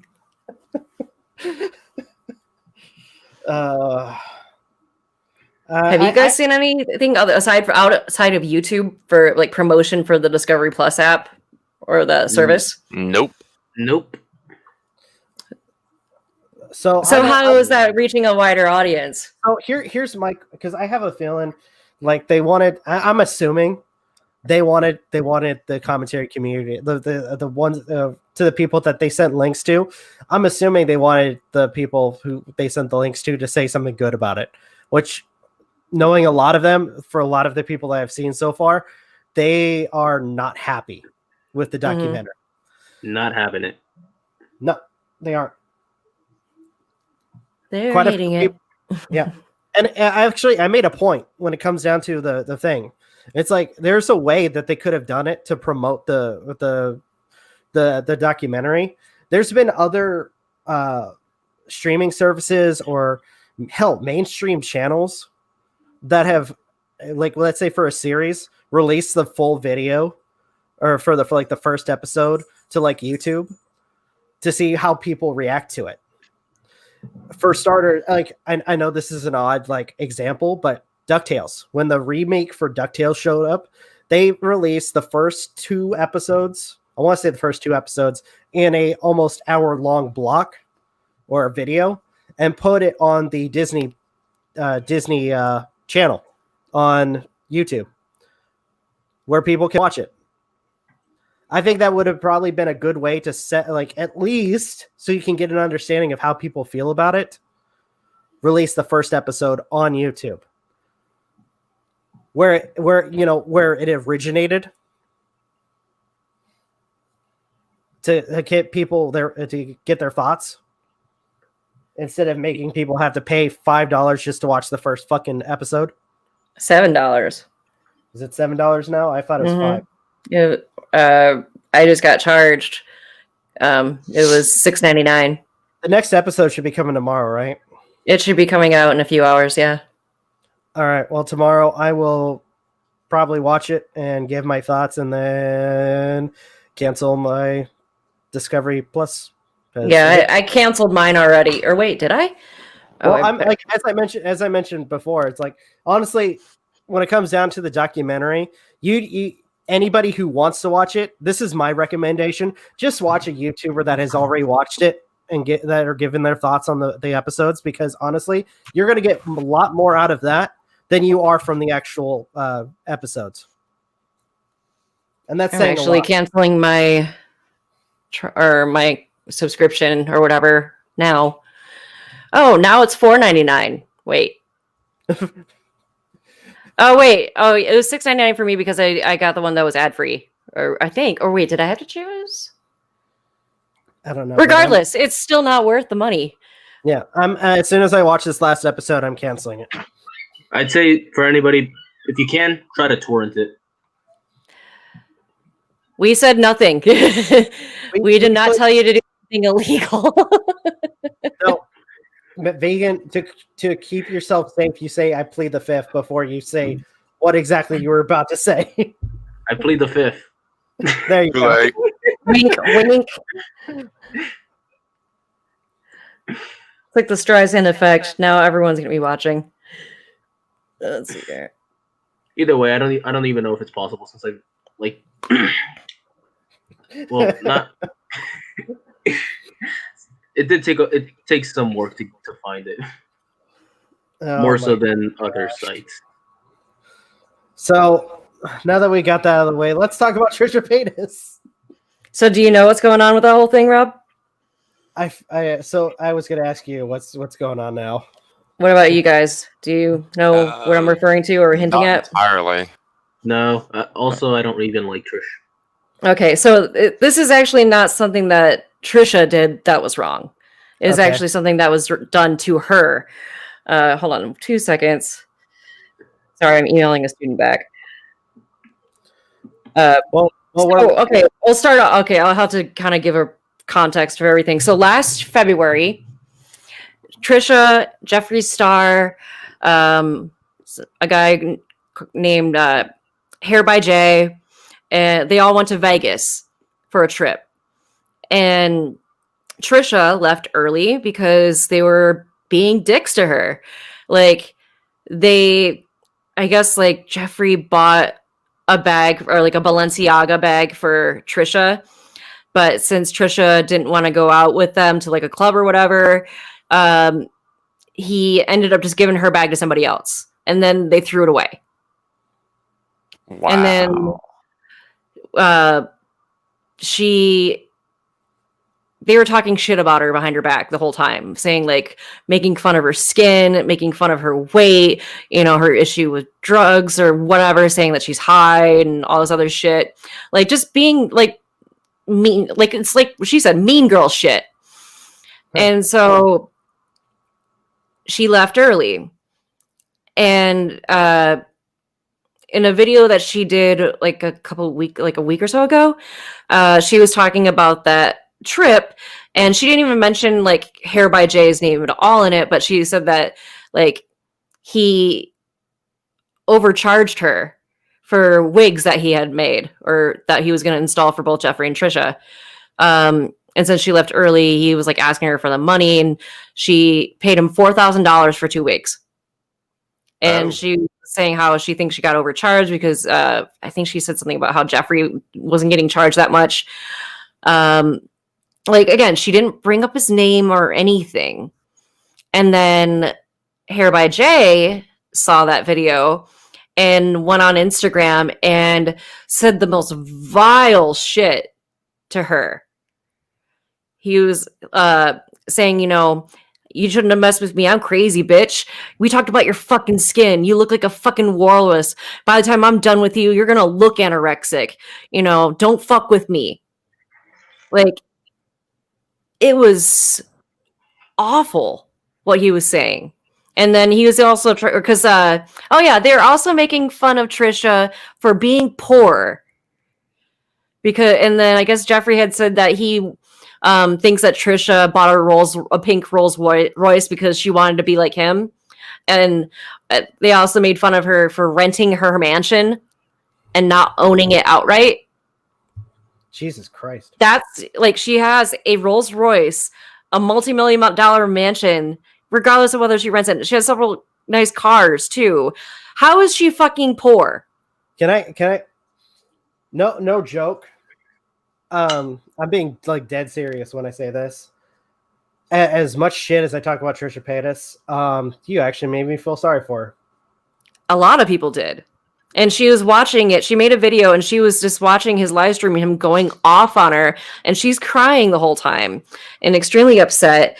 And it was hard to watch. It was so hard to watch. And then, you know, she got scared that he was actually going to do something to her. And, you know, she was also scared of talking about like Jeffrey because he, you know, people keep coming out of the woodwork saying like how Jeffrey's an evil human being and he likes to like plant seeds in other people's minds and kind of stir shit up. That's why he's in the center of a lot of controversies. And she, you know, she was scared to say anything about him because of how, like, he's even threatened before being like, you know, people know not to talk shit about me because I have dirt on everyone. So they know how to keep their fucking mouths shut. And, you know, Trisha's crying, really upset, trying to explain her side of the story and everything. And, you know, Hair by Jay's video blew up. And a lot of people were like, dude, like, what the fuck's wrong with you? And then, you know, Trisha was scared. And so she told her security guard, like, to keep an eye out for, you know, him. And she sent him the Instagram live stream that he did. And he had said that he had saw him around her house taking pictures of her cars. Or somebody that looked like him. And, you know, when she was talking with, like, Ethan and Hila about it, like, they asked her, like, oh, you know, are people just, like, taking pictures of their cars because of, like, them being, like, wow, nice car, I want to take a picture of that. She's like, you know, that happens a lot, but no, he had said that he saw somebody that looked like him that was by my house. And he was also in his live stream, like, saying, like, you know, you need to be, like, fucking grateful, bitch. He paid for your paid for you to fly in the private jet. He paid for your suite. He paid for Mariah Carey tickets for you. You know, basically saying, like, be fucking grateful. And he kept throwing Jeffrey's name. He's like, you know, luckily Jeffrey's a nice person, and Jeffrey, you know, is not about that drama life for anything anymore. Jesus Christ, what a fucking That's some Keemstar level stuff right there. And then, but Trisha's like, you know, this Jay guy was with Jeffrey a couple days ago in Wyoming. The only reason why she knew that was because of the fact, like, of Jeffrey's video talking about debunking the whole Kanye West thing, that allegedly that Kim and Kanye were getting a divorce, and that Kanye was fooling around with Jeffree Star. But that was all completely made up. But and so, like, Trisha responded, and she was crying and, you know, saying, like, she offered to pay for everything. She didn't give him shit for, like, overcharging her. She still paid them $4,000 for 2 weeks. Jesus. Like, that's fucking insane. Yeah. And then she also kind of mentioned about how, like, because, you know, her and Shane Dawson were best friends. And she's always defended Shane. She was a ride or die. Like, even with this whole, you know, scandals last year, like, she always stood up for Shane because they've been best friends for 12 years. And she even told Shane and Ryland about it a couple days after that whole Las Vegas incident happened, like a couple days later. And, Shane and Jeffrey are now very close. And Shane never stood up for her publicly after all this. And he stood up for Jeffrey, but not her, basically. Oh, damn. And he had said that he didn't want to believe what she said to him about Jeffrey in Vegas was true. So, and then she's like, yeah, they even told me that they were scared of Jeffrey and they were trying to distance themselves. But then, Jeffrey's on Ryland's podcast and they're just like gushing over him. Jesus. But Trisha made another video. It was like, she was really upset because she's like, she wanted to address the fact that, because people, of course, are sleuths, internet sleuths, and then there's like noticing that Shane and Ryland didn't follow Trisha anymore on Instagram, I think. And so she was like, no, I blocked them. Because when she talked to Shane yesterday, he was like, oh, well, why don't you just come over and then we can forget about all this? And she's like, forget about all this? Like, that fucking traumatized me. And you knew about it. And you didn't believe, like you said, oh, I just, I figured that I didn't want what Jeffrey said to be true. Or what Jeffrey did. Because, like, she didn't make that up. Because Jeffrey, the whole thing with the Hair by Jay thing, like Jeffrey said, I apologized to Trisha several times and she hasn't responded to my messages or calls. Hair by Jay confirmed that, Jeffrey and all them were talking shit about her. So that would really hurt. Yeah. I would be devastated if I shared something with you guys and you guys didn't believe me. I mean, we haven't been as friends as long as her and Shane have, but she's like, I no longer support Shane. Hey, Machiko. And she feels like that. She said, some people change. She's like, I wanted to believe that Shane's changed, but he did, but not for the better. And that she was really upset. She was thinking maybe it's just maybe it's a money thing, because they both, him and Jeffrey, got something out of being friends, or that mutual relationship with one another. Like, Shane made him look good in the documentaries that they did. Shane made money off of the pilot collaboration they did. Jeffrey's getting good publicity from this. And Shane never once stood up for her. And then also there was this whole thing about back when she used to date Jason Nash, and her whole back and forth between her and Gabby Hanna last year. Because Trisha had stated before that she doesn't like Gabby, and it was because Gabby would go to all mutual friends and ask if Trisha talked shit about her. I don't know whether that part is true, but when Trisha was dating Jason Nash, Gabby apparently told Jason that Trisha had herpes. What the fuck? Or that she heard that she had herpes and that he might want to get himself tested. That's not her place. But then there was kind of the whole back and forth because Gabby's like, if I heard this about somebody and that person is dating one of my friends, I feel like I should be responsible to tell them. But Trisha's like, that's not your place. You have no part in my relationship with him. Why are you saying this? But so that was one thing. And then Trisha stated in her video last night that she had heard that Shane was the one that perpetuated that rumor. Oh, shit. I don't even know how to respond to that. So, yeah.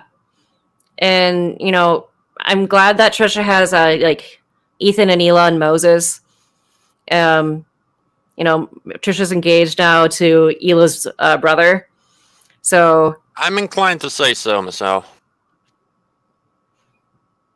Yeah.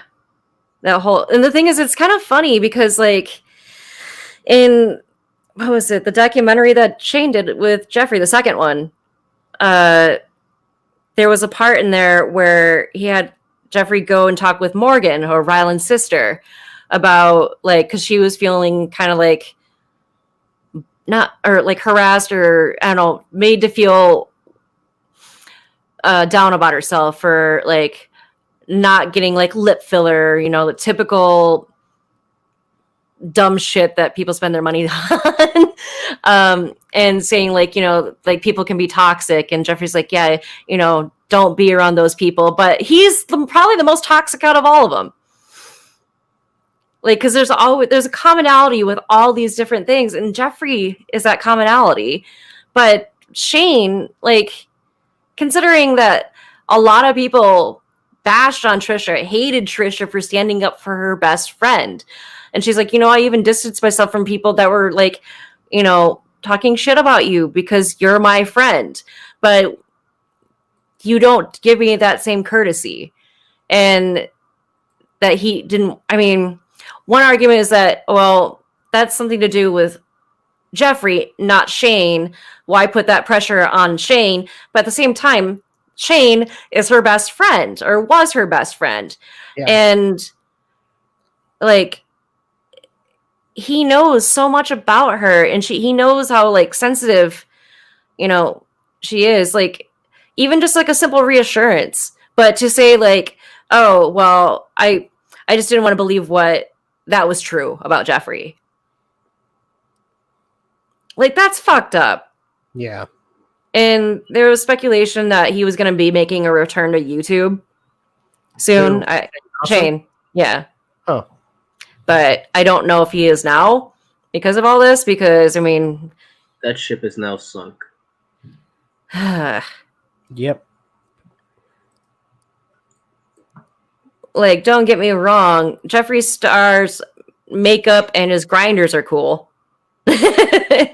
But this is... And then he's trying to say, like, oh, well, you know...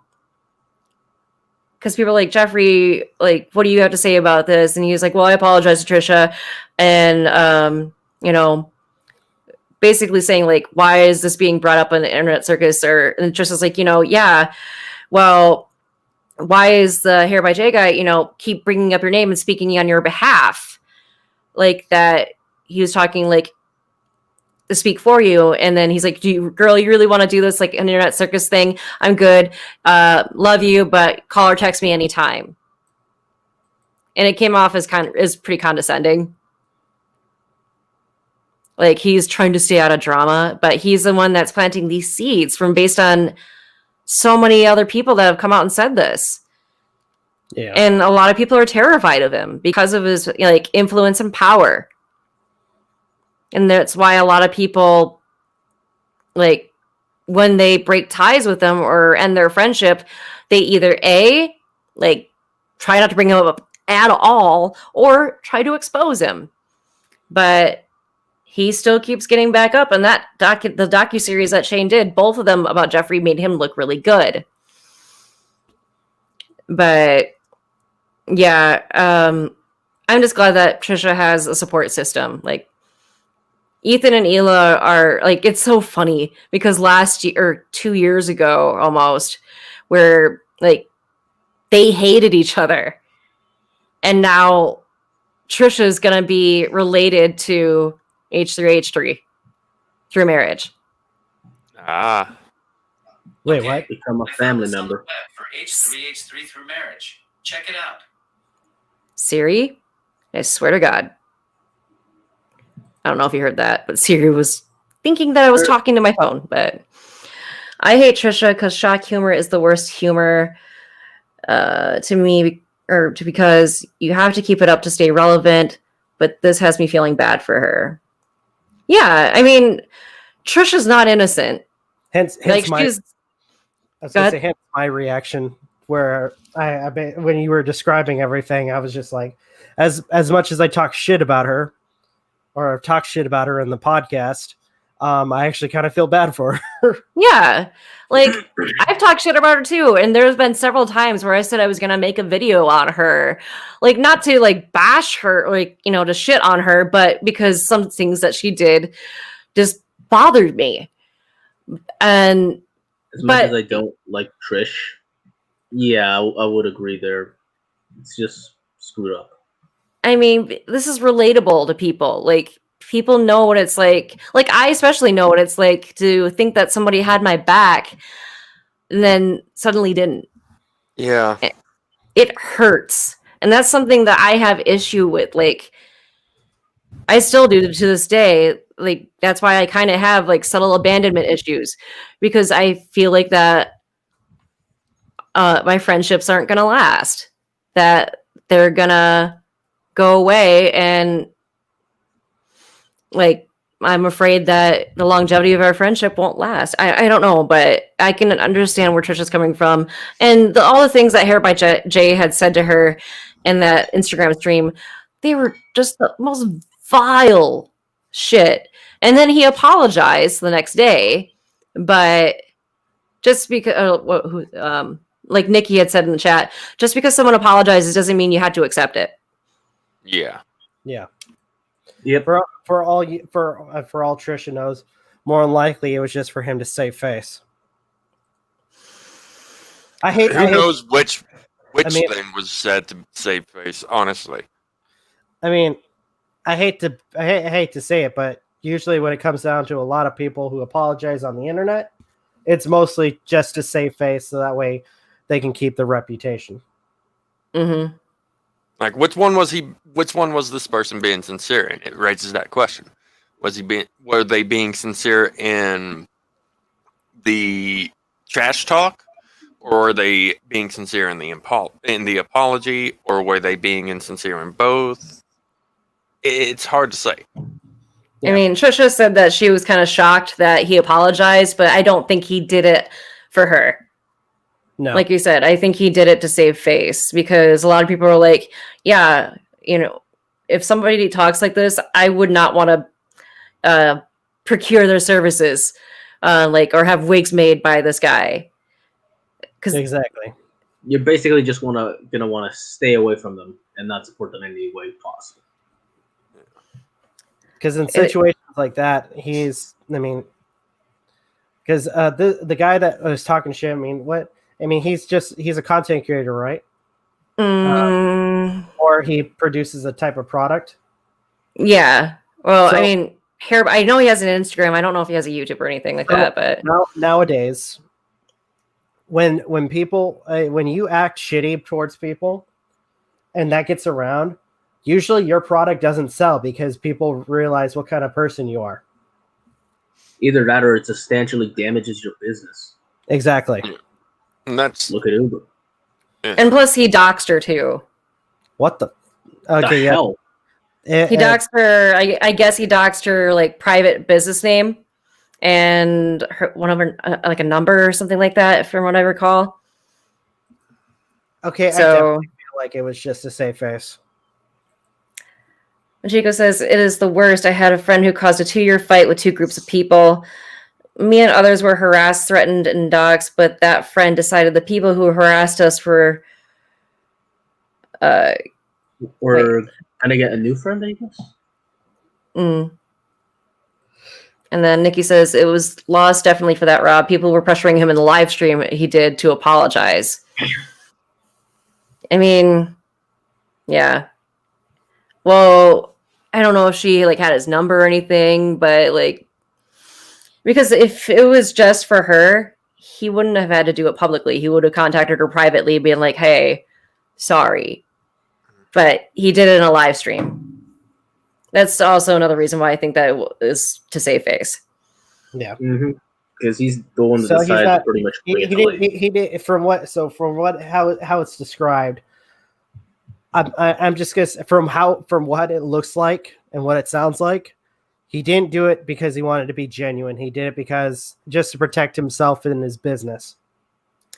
And he probably, maybe I'm speculating here, he may have gotten shit from Jeffrey about it, like being like, "Why are you bringing my name up into this? So like, you're making me look bad.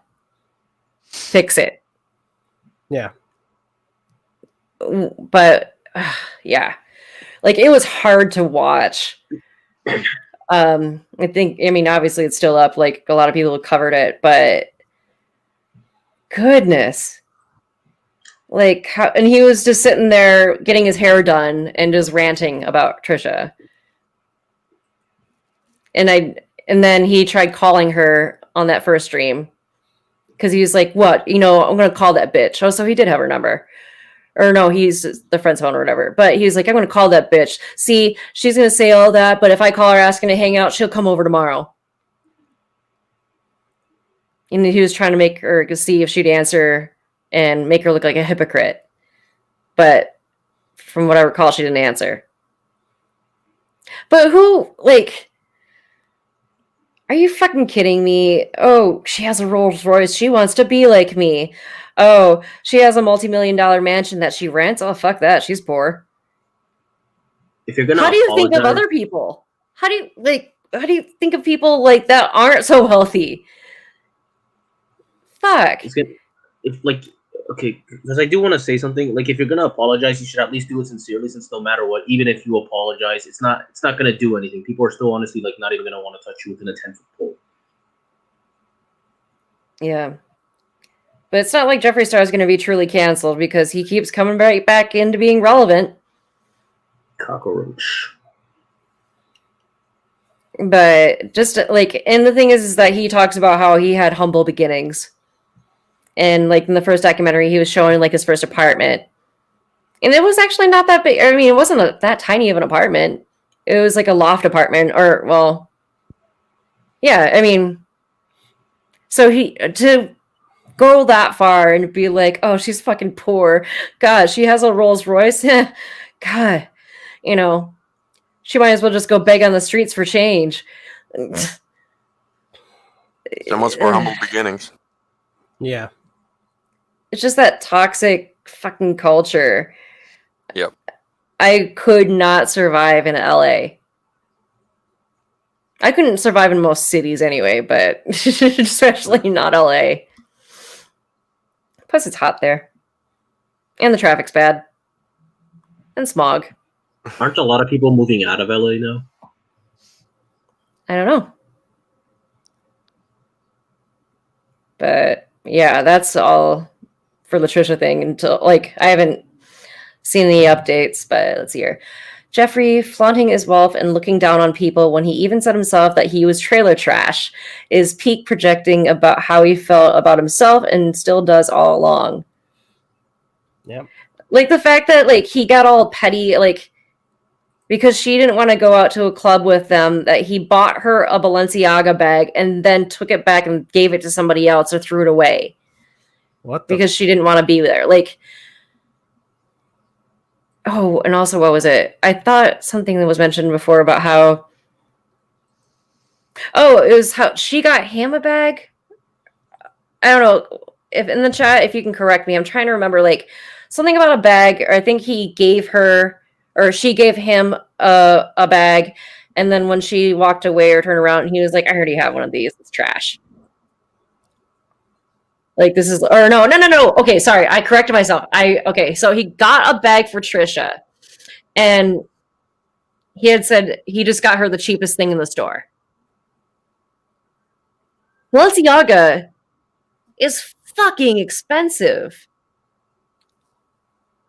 Like, some bags, and like even like Birkins or whatever, some of those bags, like just one little bag alone can cost, like, pay off half my mortgage or more.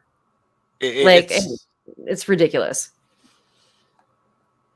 It's more how people tend to be, in my opinion, or from what little I've seen of the fashion and makeup industry. Mm-hmm. So, though rich people do also kind of tend to act like that, even if they aren't in that industry. So, Mm-hmm. Okay, thank you, Nikki. Yeah, but he ended up giving the bag to Rich Lux, who is like good friends with Jeffree. He's a drama channel, like a beauty guru drama channel. He's the one that always wears a crown and has like clown makeup on his face is what I think of. Because he draws like white triangles under his eyes. If you look him up, you'll see what I mean. But rich people Jeffree calling Star. each other poor, or Rich Lux, Lux. But yeah, rich people calling each other poor. MJ took the words out of It's basically a pissing contest. Yeah. Yeah. Oh my gosh. Like, people are so fucking petty. And then you can't go all high and mighty and be like, oh, I'm above the drama now. Really? Yeah. You're the one that's perpetuating it. I do not believe that Jeffree has changed. Probably He's just gotten better at hiding it. Yeah, kind of. Having his mask on. Like, it's so hypocritical for him to go to Morgan Adams and be like, yeah, fuck those girls that, shame you or whatever, so, like to get Botox or lip filler, like, fuck them. When he does the same shit, if not worse. But them calling each other poor makes me feel like that there's a level lower than poor. What you would even call that, poor ultra. It would be called bankruptcy. Gotta go plus ultra. Mm-hmm. Poor ultra. Did you guys see the pictures I posted about those like cord holders?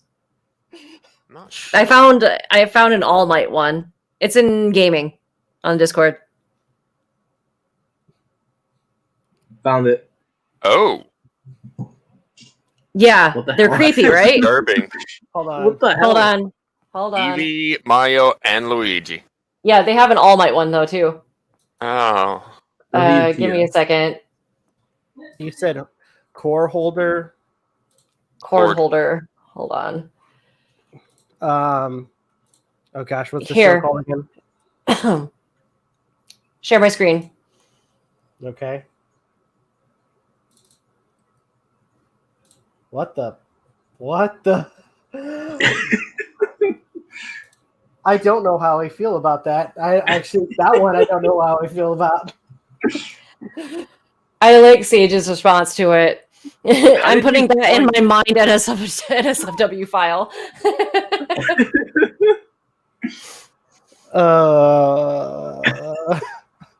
But they have My Hero Academia ones too. Oh no, please don't. How did you find it? Amazon's my best friend. Amazon and I have a close relationship. I'm looking it up right now. I'm afraid. It's not as crazy as those. But there is a Pikachu one too. Oh god. The Mario and Luigi ones are the most terrifying, though, I think. Now, those I found some. I found some. They're not as bad. They're not as bad. Like, it's not going through their mouths. They're like it looks like they're holding onto the cord. It's not like that nightmare fuel for Mario and Luigi. I know. But yeah, Sage's remark just cracked me up. Like, I'm putting this in my mind NSFW file. I was almost gonna put it in an SFW. Oh my god. He's pooping out the cord. If I could sterilize my eyes, I would. I think I found a Togepi one too. And a Snorlax one.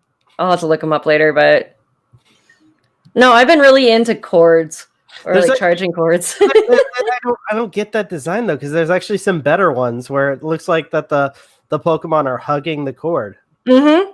Those are cute. I just found those ones on a website called Hobby Search. They have some of the examples are Vulpix, the both fire and ice version of Vulpix, Pikachu, Eevee, Espeon, and Umbreon. Mm-hmm. I found ones that were a Pikachu, Charmander, Squirtle. I think I saw a Bulbasaur one. Okay, I see the ones that you're talking about. Yeah, it just looks like they're hugging and Mew. Mm-hmm. And it just looks like they're hugging the cord. I mean, that looks way better than what they had for that one. I know. And I'm kind of confused Oh wait, never mind. I was gonna say I'm kind of confused about the Eevee one, but now I see it. I'm like, for some reason I was thinking the plug was it was an outlet instead. It was like, how do you put it in the back of that? But yeah, it looks like he's pooping out the cord and spawning another Eevee at the end of it. Oh no, I thought of something even grosser than that, than pooping, but I'm not gonna go there. I'm sure you can think about what I'm getting at. Yeah, I think I already know what you're thinking about. I think for a lot of us, we're already like near that like conclusion.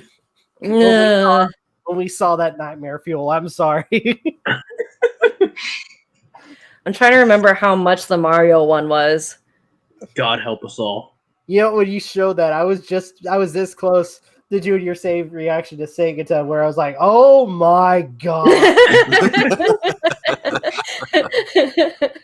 I was this close to saying that. I mean, the Eevee one is disturbing, but not as disturbing as Mario. Like, oh, but Chico, not that, something else.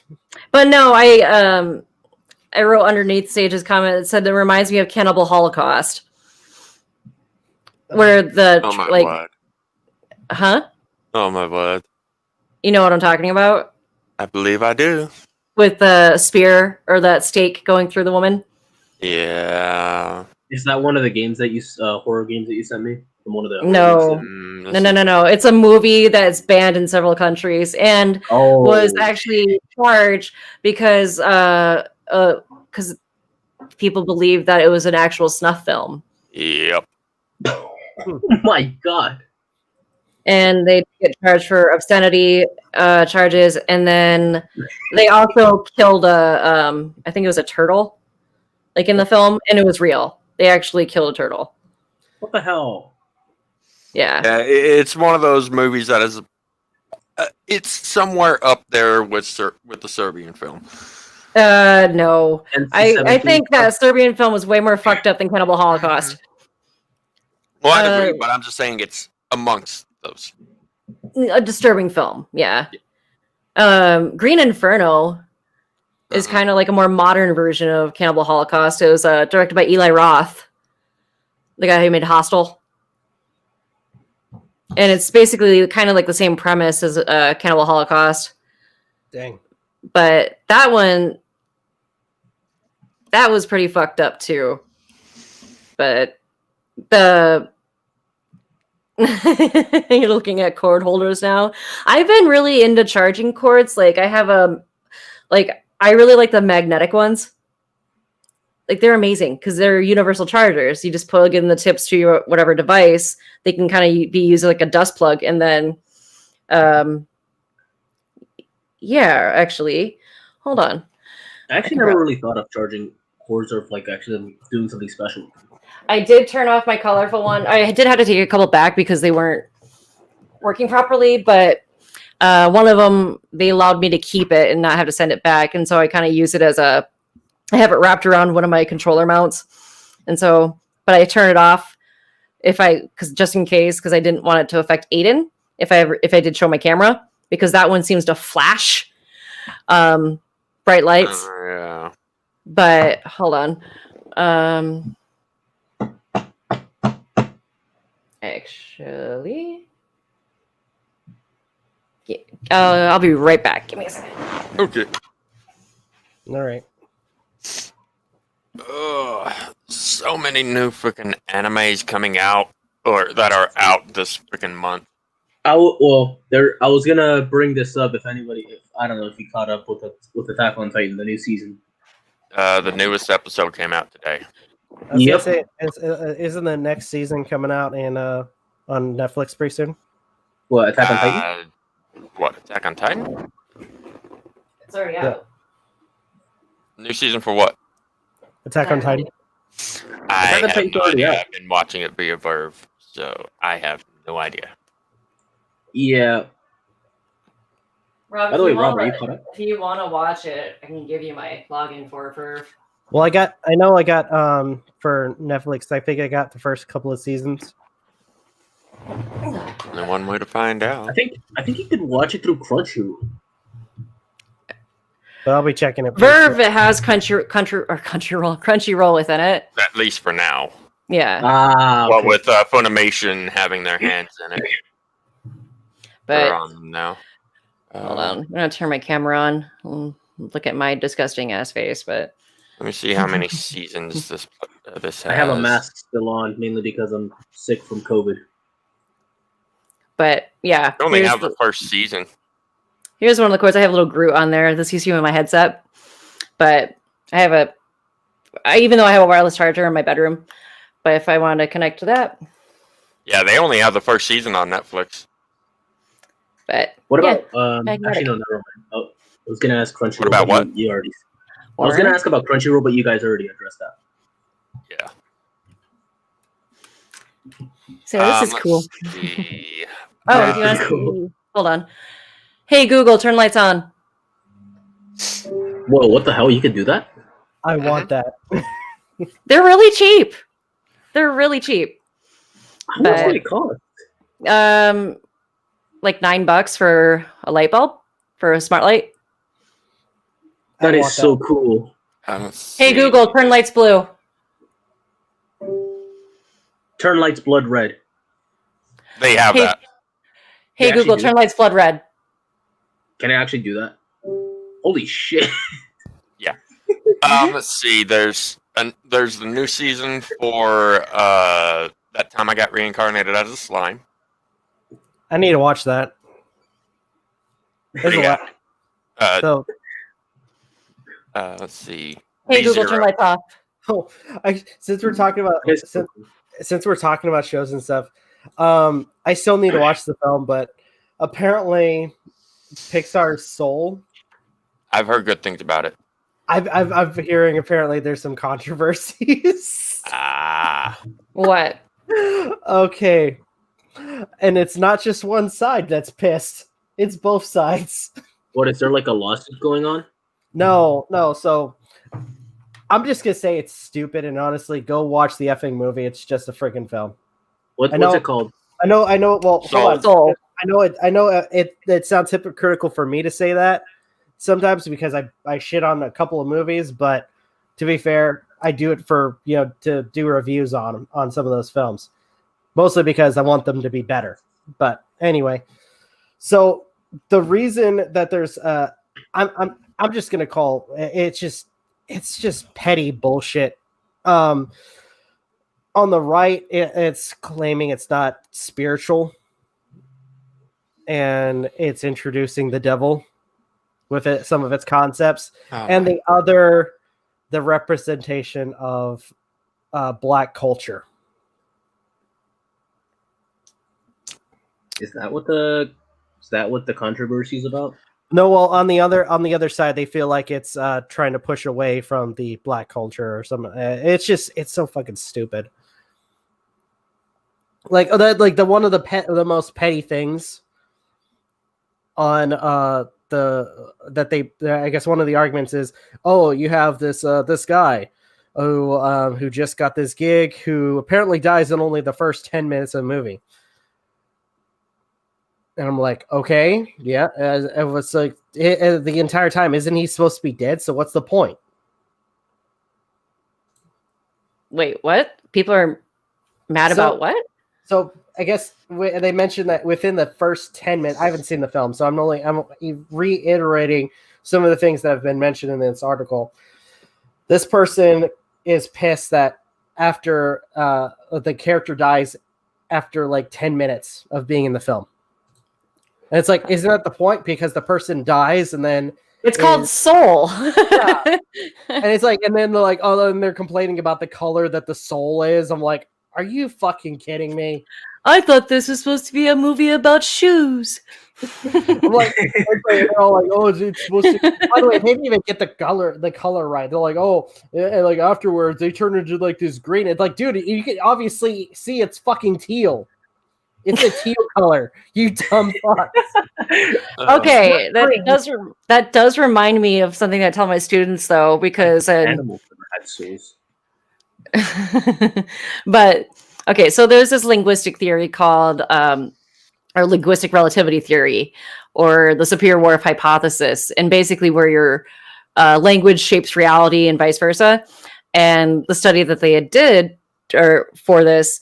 They went to a village in Africa, and they were showing people colors, like, like papers with different colors on them, and asking them to name them, like, what color is this? And they had different shade, like they kept showing through different shades of like blue and green, but when they came up to teal, they had no clue what that was because they've never seen it before, so therefore they didn't have a name for it. Another more modern example would be like the language in Game of Thrones. I actually have heard about that.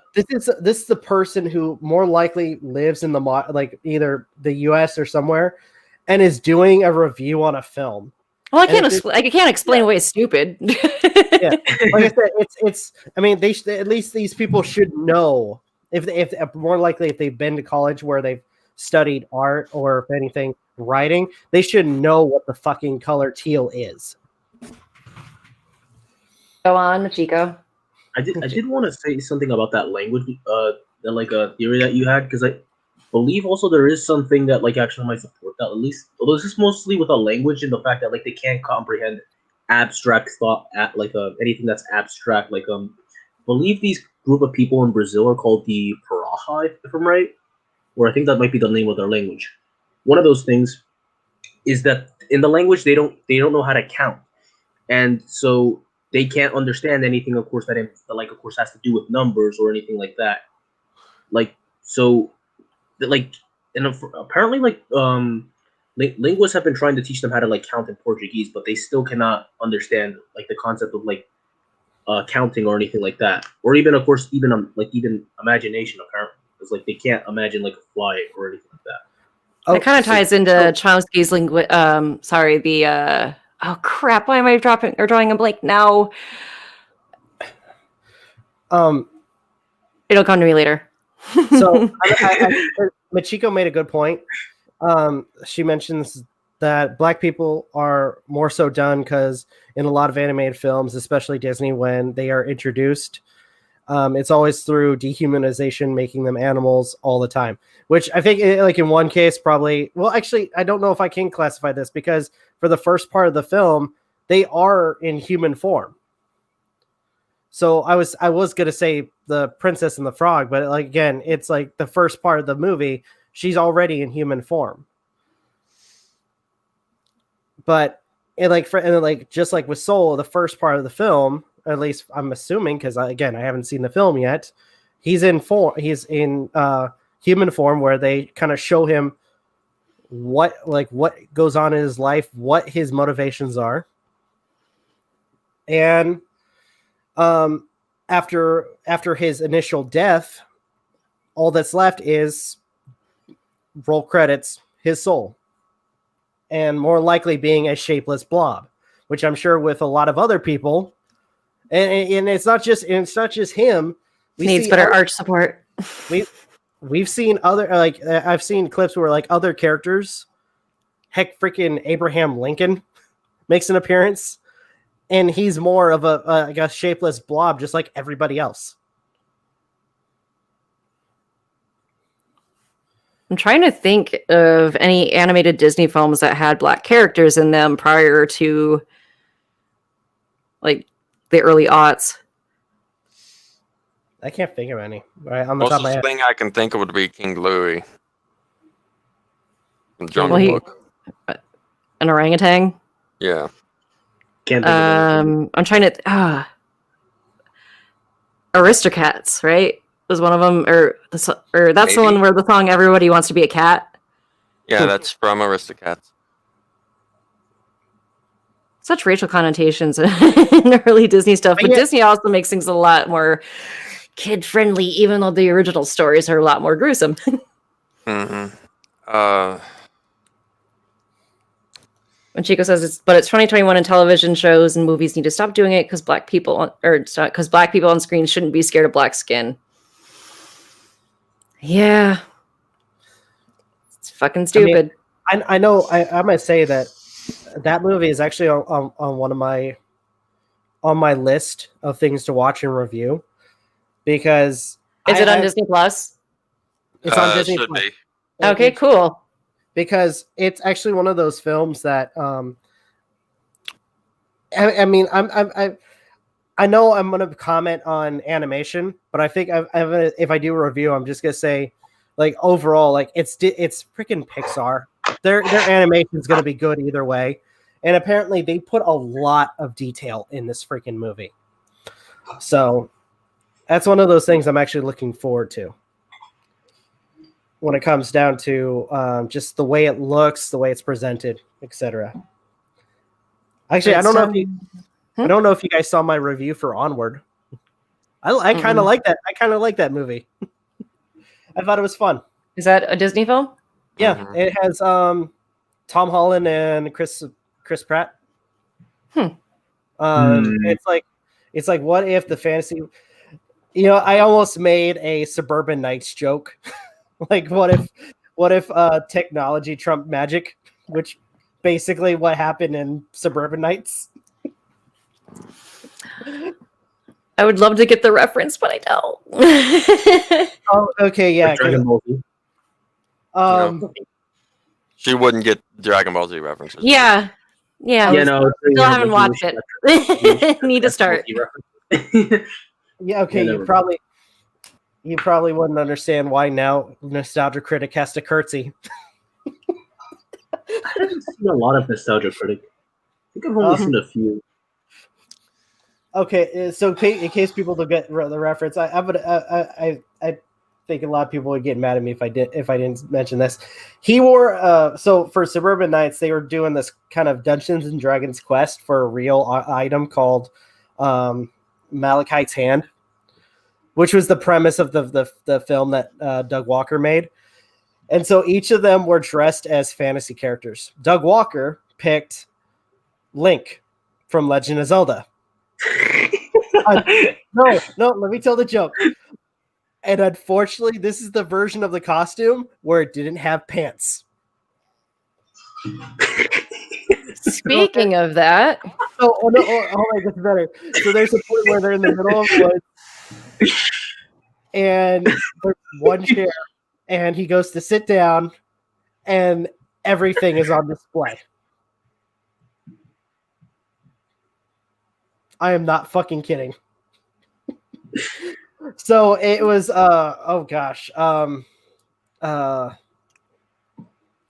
it was one of the female critics teaching him to curtsy. It was so fucking hilarious. Nice.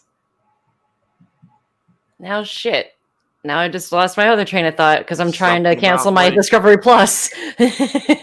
Something about Link. I said no, it wasn't about Link. It was about I said speaking of, or it was a reference to like no clothes or exposing. Did you guys happen to see the link I posted in gaming or NSFW? Somebody made a mod of Jill and the RE3 remake of her just wearing a thong and like pasties. And then fucking Nemesis is dressed as Santa. Wait, what the fuck? Okay, hold up. Let me see. Wait, what the hell? Wait. I think is this the one? Resident Evil 3 remake? When did we get that freaking channel? I don't remember this. What the hell?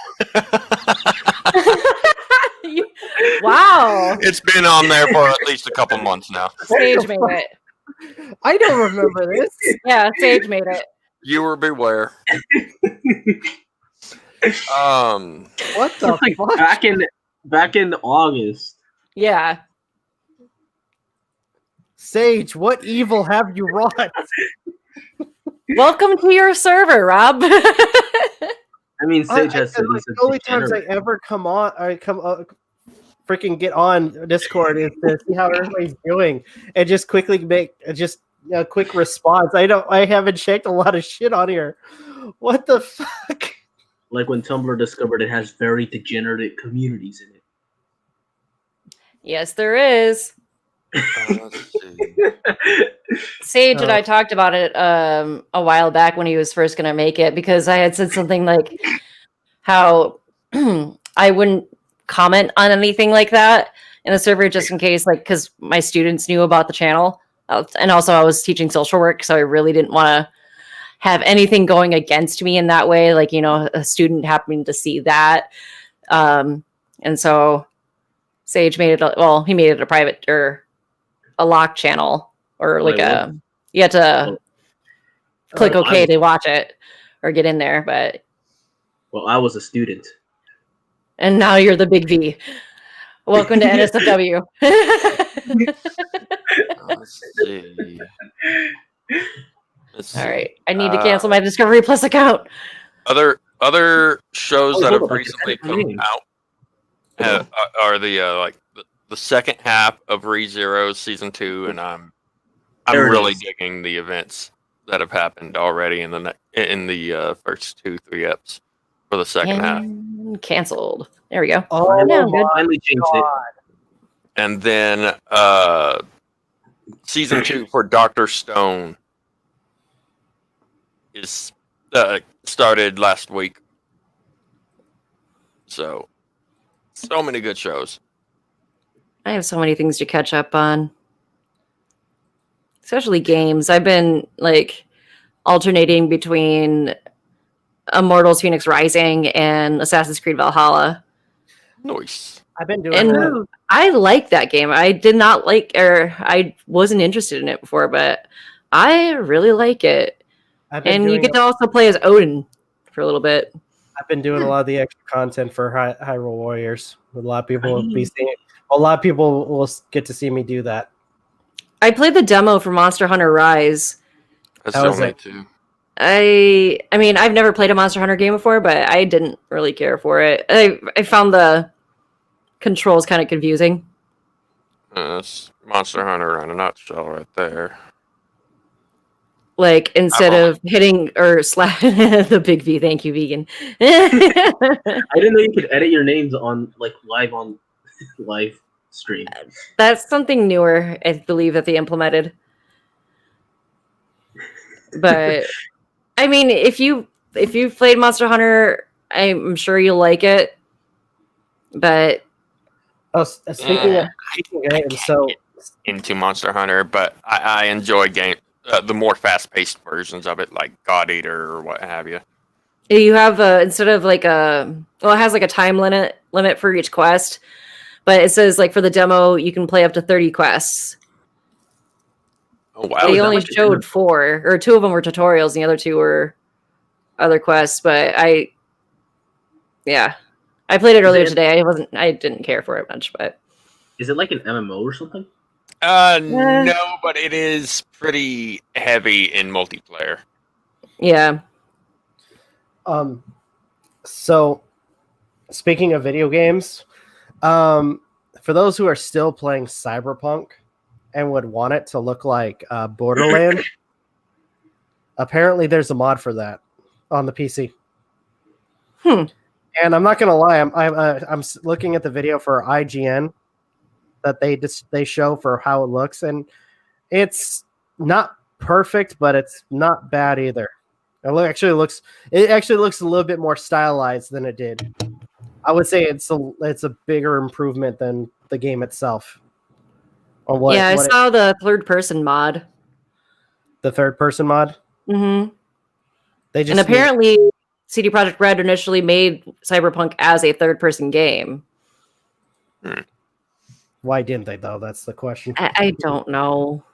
But what were you saying, oh my god, to earlier, by the way? The video that freaking was shared in the freaking channel on the one I posted? That I did not even know about. NSFW. Oh, the Resident Evil one? Yes. I mean, obviously you can't. I found it. It was in my feed, like sub feed on YouTube. But if we can't show it because otherwise we'd have to age restrict the stream. Yeah. But I will say she was hot. Like, damn. It's literally not safe for work. But I'm just thinking that's impractical. Yeah. But like when Nemesis shows up, it almost sounds like he's saying like ho ho ho. But I'm like, yeah, that like, I'm like, damn, she's gonna get hurt. She's gonna like be Like her skin's all exposed. That's what I think of him being like, rather than like, yeah, she's basically naked wearing dental floss and pasties. But yeah, I'm just worried about her hurting herself or like stepping on a rock or anything like that. Case matters. Modders are weird. Nice name. I still haven't seen the newer Bill and Ted, the Face of Music one. I need to watch. I hear it's good though. I hear it's good. And I know they're making another Matrix. Yeah. Oh, they are? But, yeah. It's been in the process around the same time as the Bill and Ted movie, if not Cyberpunk. I'm not sure which. And I think they're even talking about making a Matrix game too, another one, which I hope it's better than. Yeah, he'll be coming back as Neo. How? Isn't he? I don't know. Oh, it turns out he's now part of the Matrix, like completely. I mean, if they do make a video game, like kind of like a movie tie into that or whatever, I hope they don't do what they did like last time with Giant Smith. Was it in Path to Neo, I think? Or Path to Neo? I never played that one. Only one I played was Enter the Matrix, which was a direct tie-in to the second movie, I want to say. Matrix Revolutions? Yeah. Actually, no, isn't Matrix Reloaded the second movie?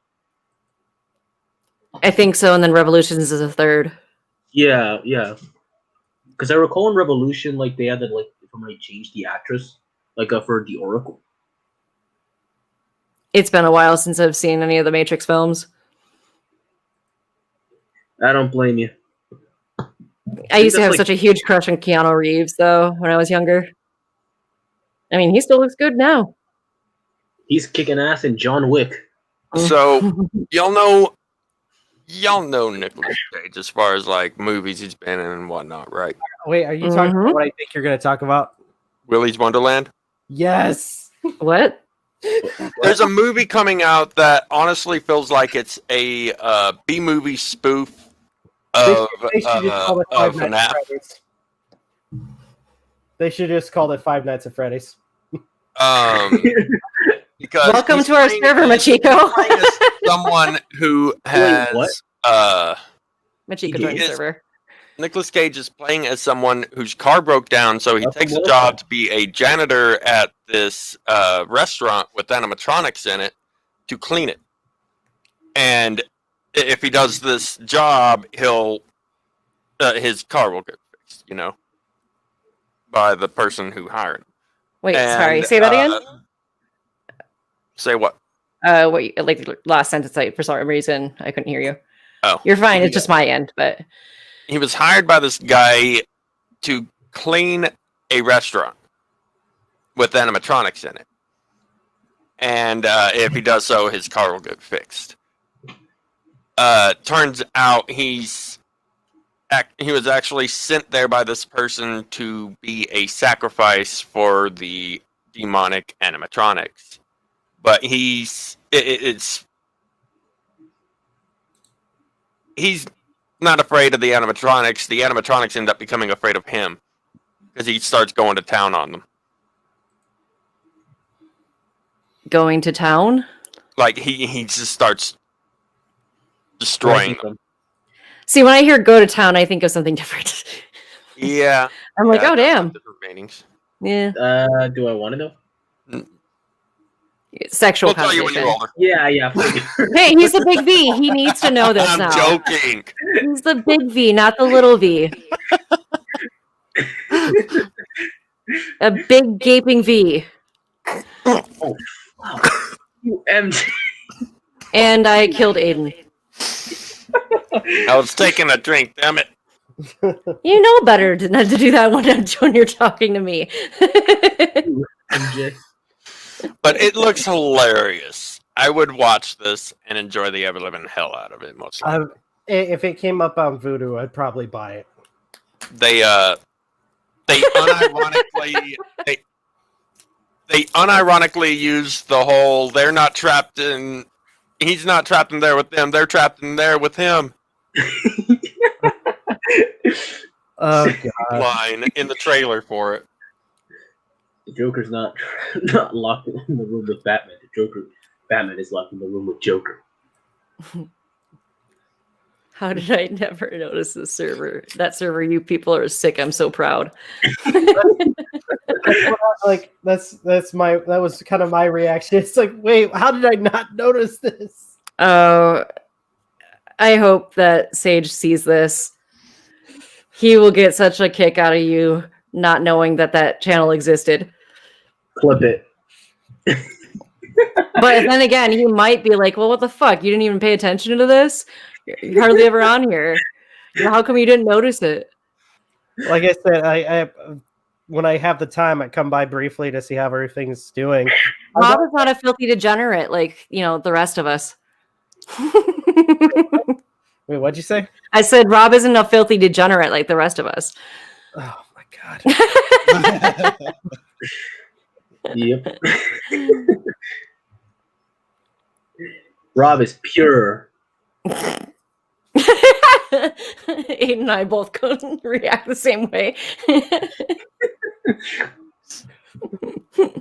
Oh, I still haven't watched the history of swear words yet. Oh, I still need to watch that. Actually, Is that a movie? It's on Netflix. Nicolas Cage is hosting it. He goes over the history of swear words. Ah, okay. Interesting.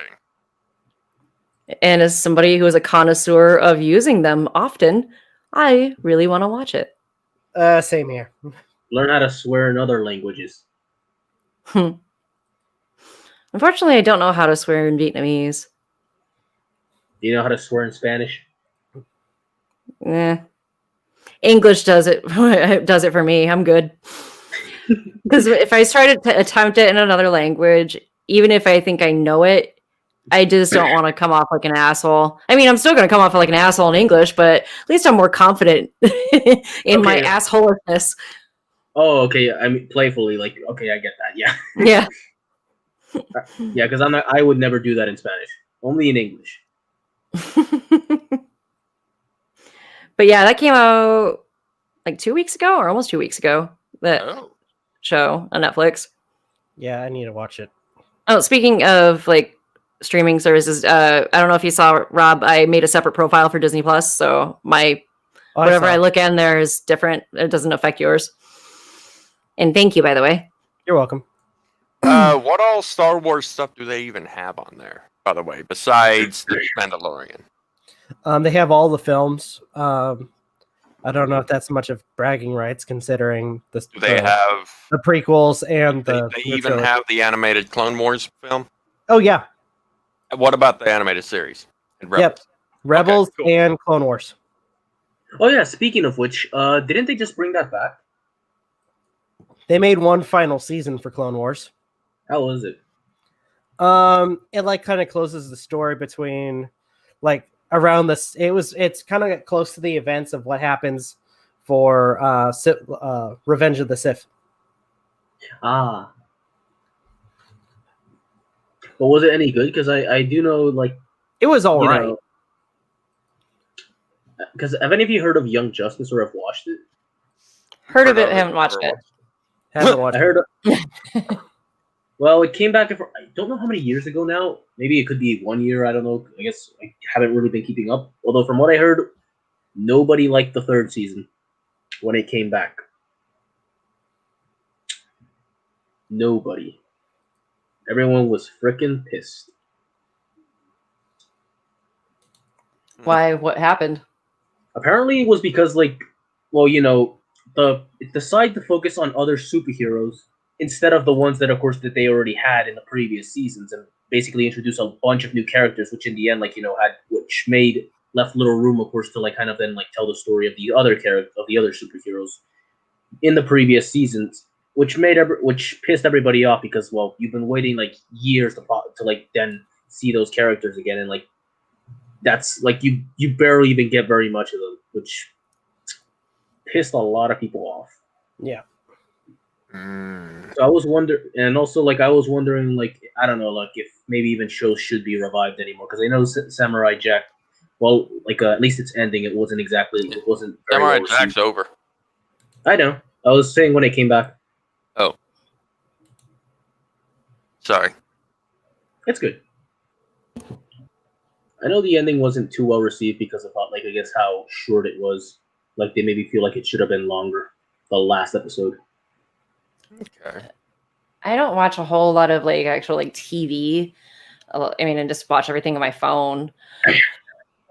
I really should. I want to cancel our cable. It's so fucking expensive, and I want to switch to YouTube TV because it's so much cheaper than what I pay now. Like for cable and internet, like I just paid my bill and it was almost $250. Jesus. Can't you just like pay for an antenna or something to like to watch any TV? Because that's at least what my mother does. I've tried suggesting something like that, but JR likes to have his cable, and I mean JR's not here. He's actually gone for a couple of months, but yeah, it's too costly. It's not worth it. Because I actually don't use cable anymore. Like I know JR's parents use YouTube TV and they like it, and I was the one who told them about it. They didn't. When I first heard about it, they didn't have it here. How much is it per month? It's only like $30-$40 a month. Mm-hmm. I almost don't watch any TV at all. Like really, almost every show that I hear is always on the internet. Like any good show or anything like that. Mm-hmm. If anything, that's how I found out about Samurai Jack. If anything, I didn't really know much about it even beforehand. So what's the purpose of paying $30 a month for YouTube TV? It's basically like, watching regular TV. But cheaper than like Xfinity or Charter. Huh. You can add what you want specifically. Take out what you don't want. But they may have added more features to it since it first came out. But basically, it's a cheaper alternative to basic cable. Okay. I mean, $30 to $40 versus $200, like that's a pretty significant difference. But it's not. I don't know if it's available everywhere now. At least at the time, they only had it limited to select cities. But like where I live, we're not that populous of a city. I mean, we're damn near a town. But we eventually got it a few years ago. But in a small town called Riverdale. Never seen that show. I hate that show. Have any interest too. I hate that show. Mainly because it's like basically it's basically spits in the face of the source material and doesn't even follow it at all. What's the source material? The Archie comics, if I'm right, it's called. Oh, really? That's what it is? Yeah. Archie, Jughead, Veronica, and the whole crew. Betty. Huh? Betty, too? Yep. Mm-hmm. They're in it. Yeah, I used to read the Archie comics. But apparently Riverdale has all kinds of shit in it, like black magic and shit.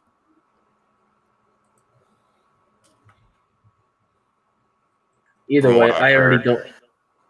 From what I've seen, the characters not even true to their comic book counterpart, not even remotely. It's like they don't even try it. Like at that point, they should have just made. It might be based on the original stuff, though.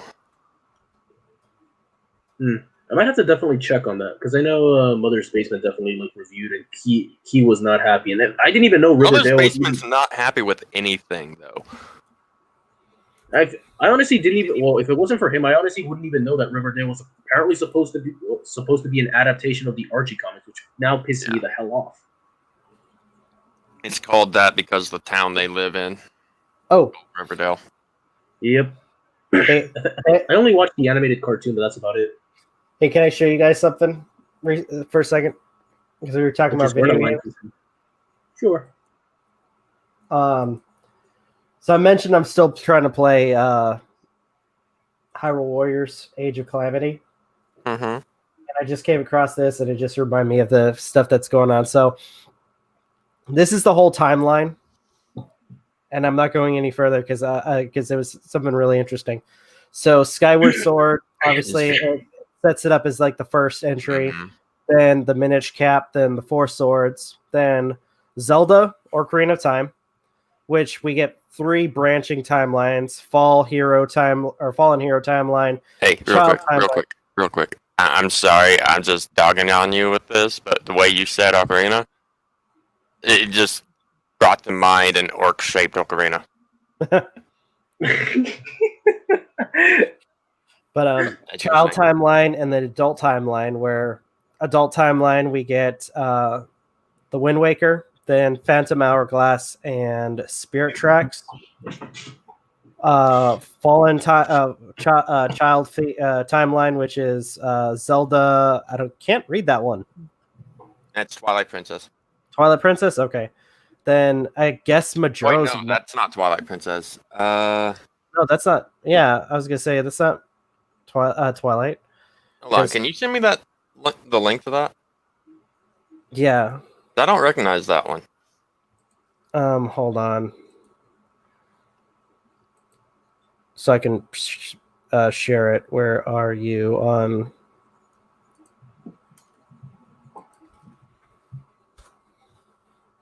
Okay, so it's a DeviantArt? Yeah. So some of this might be fan-made games. Maybe. Unless they're counting the old oh gosh, what are they called? CDI? No. CDI games. Legend of Zelda. I can't read that. I wish the text wasn't in like complete, like the way it is. But after following that one, you have Legend of Zelda, Majora's Mask, Heroes. Let's see. I guess that would be the missing link. Oh, so these are the missing links. So yeah, Heroes Purpose. So I think that one's fake. Yeah, these are some of these are fan games. So in between between the fake ones and the real ones, we get Twilight Princess, then Legend of Zelda, Four Sword Awakening, then Fallen Hero timeline, which goes into Breath of the Wild. Can you guys hear me? Yes. Does my microphone sound quiet? No. Okay. No. For some reason, it keeps wanting to switch me back to my sound capture instead of my headset. So I had to mute myself and mute the stream or recorded it to try to see if I can hear properly. I fixed it now, but yeah, Elgato's being a pain in the ass. So going down, because I think in a second, probably close down the podcast. We got Breath of the Wild. And for those who have played Age of Calamity so far, know that it's a branching timeline from Breath of the Wild, where they're given a chance to defeat the Calamity at that exact century or year or timeline or anything. But anyways, and then as for the next Breath of the Wild, that's the Champions Fail timeline. Now, something that was really odd, like, because we get characters from Breath of the Wild. We don't even have any information for Breath of the Wild 2 aside from the teaser trailer when it was first revealed. Yeah. I kind of feel like there was a reason they released this version or Age of Calamity. I feel like there was there has to be like some reason why they did this. Maybe one thing, because there's been talk about the Nintendo Switch Pro that apparently is possibly going to be coming out this year. So they may be saving that for whenever the life cycle for the original Switch and the Switch Lite. Most likely. Oh, I'm saying I feel like there's some details from Age of Calamity that might show up in Breath of the Wild. I think that Age of Calamity is kind of like just like to hear, chew on this while we continue working on the sequel. Plus, it was weird because apparently, no joke, characters from the alternate timeline from the Champions Fail timeline show up. Mm-hmm. And they know Link or the present day Link for Age of Calamity. And I'm just like, wait a minute. If I'm Link from, before the calamity hits, and I see all these 4 characters, Teba, Yunobu, Riju, Sidon, adult Sidon, I'd probably be like, who the hell are you guys? I don't remember you. Much that Link can say with his eyes since he doesn't talk. that still bugs me.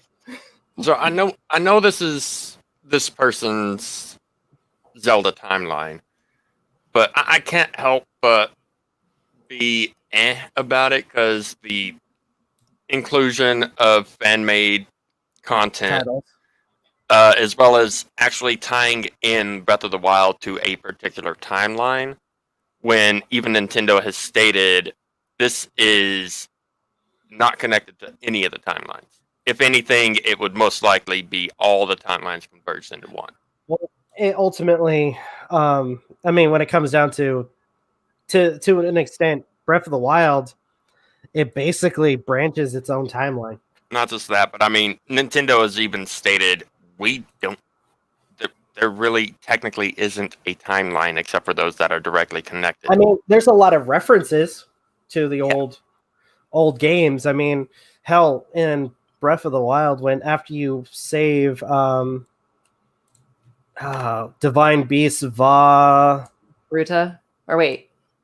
I was gonna say, was it which one? Naboris? Naboris is the Gerudo one. Yes.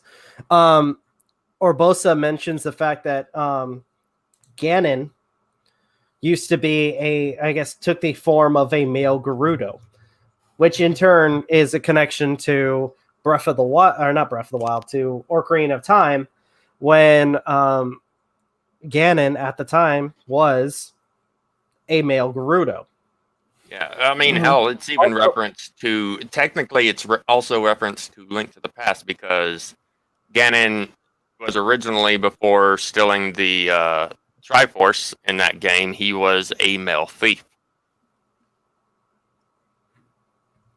Also makes references to the Zora princess from I did it again, to Ocarina of Time. Ocarina? Yeah. I watch a lot of What Culture Gaming, and I also watch Outside Xbox too. And every time they do their top 10s, every time they say Ocarina, it sounds like they're saying Ocarina. And it always catches me. I'm like, that sounds different, but not that I'm making fun of it. It just sounds weird. It sounds like they're adding an extra R in there somewhere, but damn you, Brits. Let's see. Heck, Breath of the Wild has a lot of references from the older games. With regards to Link not talking, I think that it's fine because I don't want it to be a whole, with the whole Philips CDI trilogy. I think nowadays they'd probably get somebody who would be kind of respectful when it comes down to, or being intelligent when it comes to voice acting. Yeah, but you're gonna have people get mad regardless. Why are you changing it up? Link has a voice. Why? We like Link when he doesn't talk. I think that's stupid. Honestly, at this point, every other character fucking talks. There should be no reason for Link not to talk. I'm sorry. It's all right, time to bomb some Dodongos. I have a feeling either they're gonna get really sappy with it, or I won. That's for the kiss. Or they're gonna, at this point, obviously, the way they portray it through the diaries and everything, that Link is serious about what he does. So if anything, I'm sure they would have gotten somebody who would resemble that. You'd think. I say that. Bo Burnham joke. Sorry, I say that, but then again, we got Yonobu, whose voice acting does not match with the character. Yeah, but I like that though. I think it fits. Yeah, though Yonobu is probably one of my favorites. Mm-hmm. I don't think I've come across that character yet. Yonobu? Also, yeah. Also, I found. By the way, I'm doing like I said before we end it. I've been doing everything, and I got besides one, which I think I have to get after completing the game, I got every single secret character so far. Wait, I got secret character? Yeah, you can if you so there are certain tasks that that you have to perform, and if you complete all of them, then you get the chance to not only kind of like fight the character and then get them as part of your party. Oh, for Age of Calamity? Yep, I got the Great Fairies, and I got who else did I get? Oh, she's her own character this time. Yep. Oh, actually, no, sorry. Not just one of them, all 4 of them. Oh. Make his voice super deep or really high, no in between. Have Corpse Husband voice him. Oh, I guess. Oh, by the way, we also got the monk from the Ballad of the Champions. The Champions Ballad?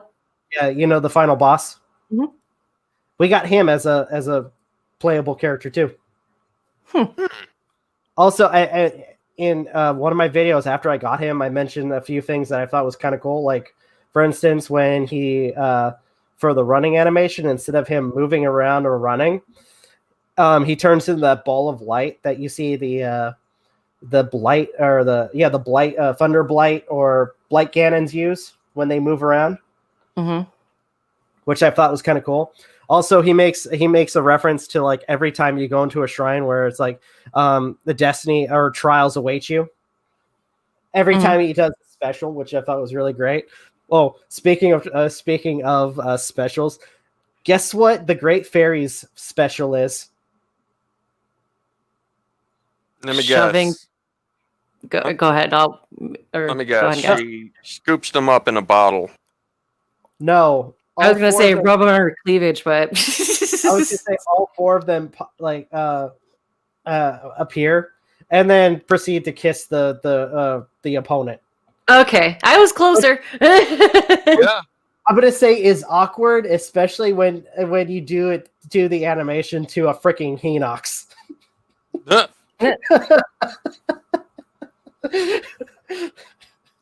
All right, sleep well, myself. Good night. Yeah, I'm about to call it. All right, everybody. Sleep well. Am I echoing? Well, no. Never mind. All right, so that was the podcast for this week. Hopefully, you guys enjoyed the highs and lows of this podcast. Especially, I'm sure a lot of people enjoyed me ranting about freaking Chris Hansen. Yeah. Hopefully, you guys. If there's anything you guys would like to add, leave it in the comments down below after this goes live or after it's been live. Should I change my name? No. Like, share, subscribe, all that good stuff. If you guys want to follow us on social media, links in the description down below. Also, something that I keep forgetting to promote. We have a Discord, as we've mentioned repeatedly. If you guys want to check it out, go ahead and check it out. Under the same name, Novakast. The link's on the channel. Yep. It's also degenerates. Also, check out our daily content and the weekly podcast. With that being said, this is Robert, Aden, Vegan, and MJ signing off. Have a good one and take care. Goodbye. See yous.